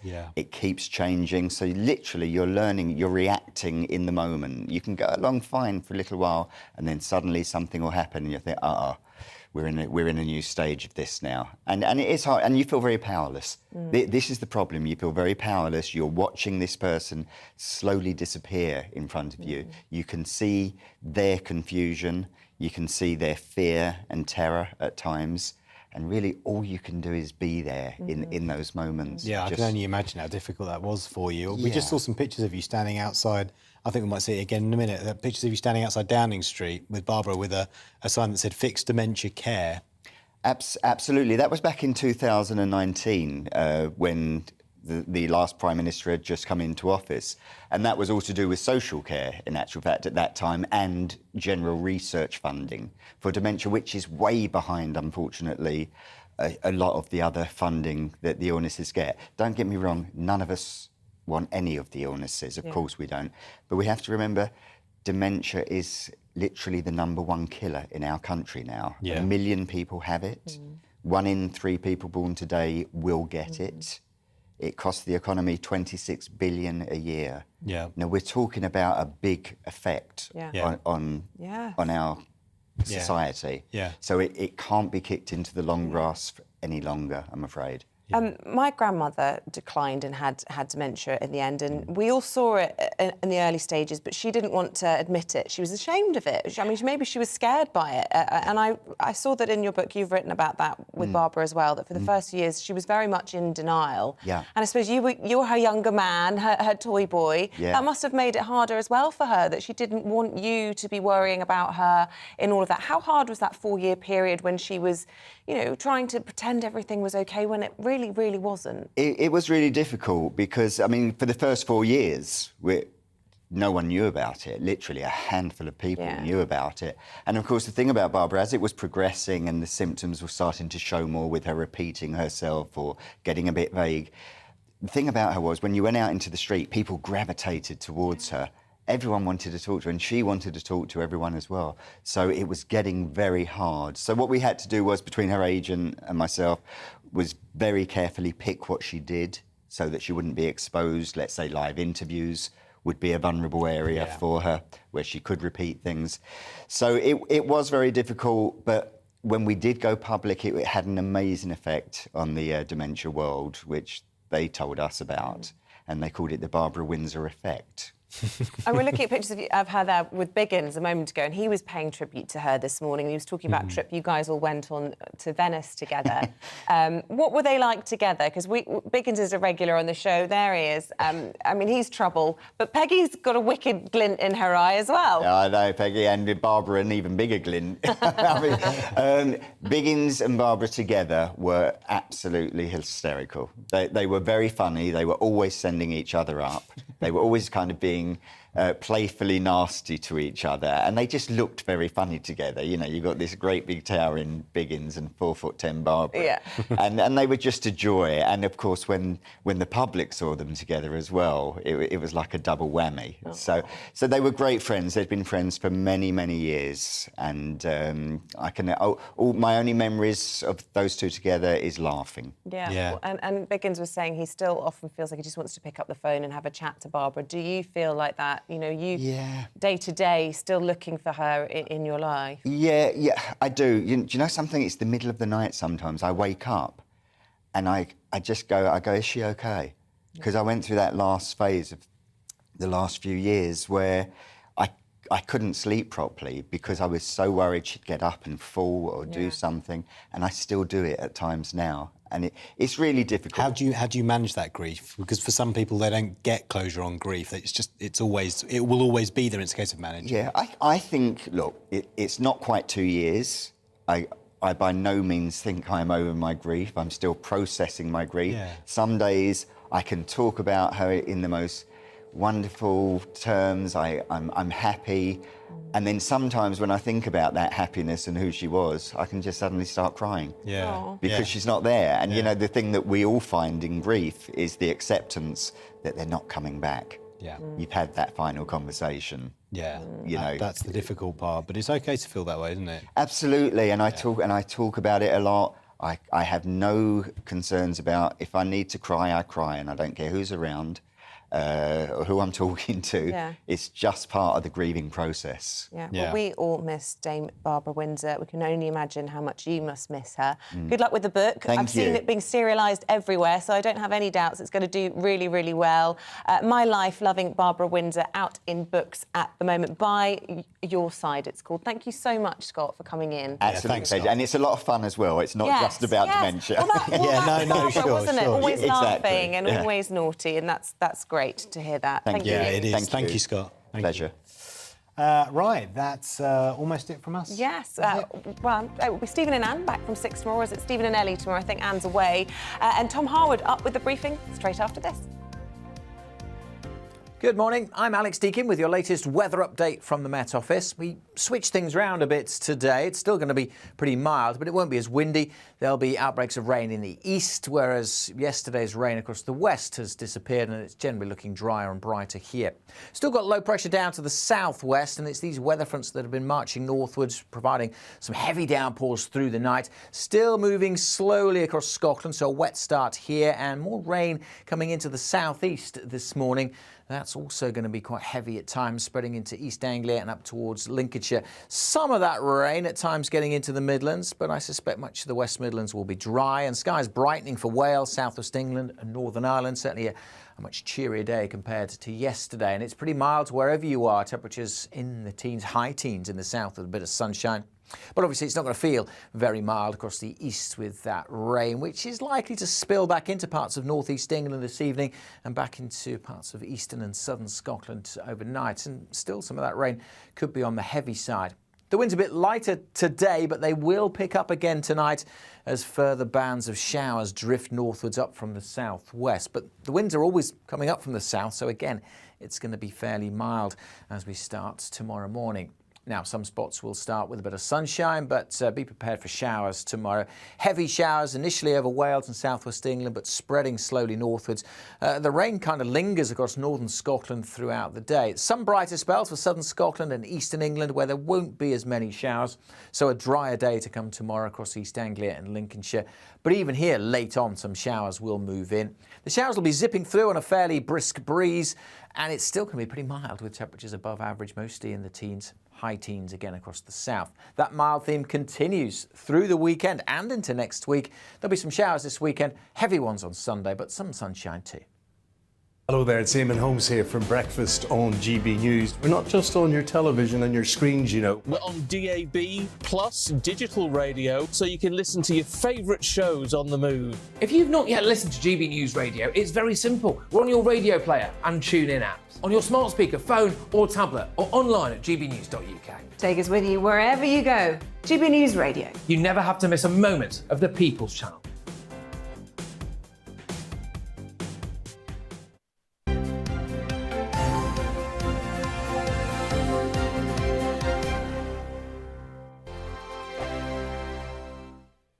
Weekday afternoons on GB News, we've got the whole of the UK covered. From 12 to 3, it's GB News Day with me, Mark Longhurst. And me, Gloria Di Piero. You'll get the very latest on everything that's been going on across our great nation. And from 3 till 6, watch out for GB News Live with me, Patrick Christys. I'm not here to mess around with all the biggest topics and guests. You will always be up to date. GB News Day and GB News Live from 12 p.m. Only on GB News. The People's Channel, Britain's news channel. Hello there, it's Eamonn Holmes here from Breakfast on GB News. We're not just on your television and your screens, you know. We're on DAB plus digital radio, so you can listen to your favourite shows on the move. If you've not yet listened to GB News Radio, it's very simple. We're on your radio player and TuneIn apps, on your smart speaker, phone or tablet, or online at gbnews.uk. Take us with you wherever you go. GB News Radio. You never have to miss a moment of the People's Channel. Join my show Farage, 7 p.m. till 8 p.m. Monday through Thursday. And there you will get opinion, analysis, debate, and I'll cover stories that nobody else dares to touch. You've been cancelled. Join the club. Oh my goodness me. And then for the last 15 minutes, talking pints. We're over a drink. We have a civilised conversation with someone. We very often disagree, but we do it in a grown-up way. Come and join me on Farage. Hello, I'm Simon Evans. Join me on GB News for Headliners at 11 p.m, where I'll be joined by 2 of the country's top comedians as we take a look at tomorrow's newspapers tonight. If it's a big story, we'll be covering it, I guarantee, but we'll also have some fun along the way. That's GB News Headliners at 11 p.m. We won't put you to sleep, unlike some of the other paper review shows out there. So join us, 11 p.m, 7 nights a week.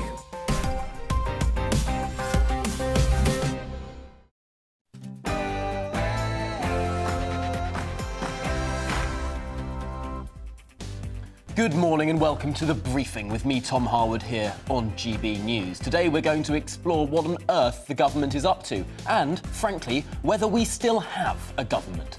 Today we explore last night's extraordinary scenes in Parliament, reminiscent of the 1970s. Ministers shouting, MPs pushed through voting lobbies, all over who controls the order paper. Or was it to do with fracking? Or was it to do with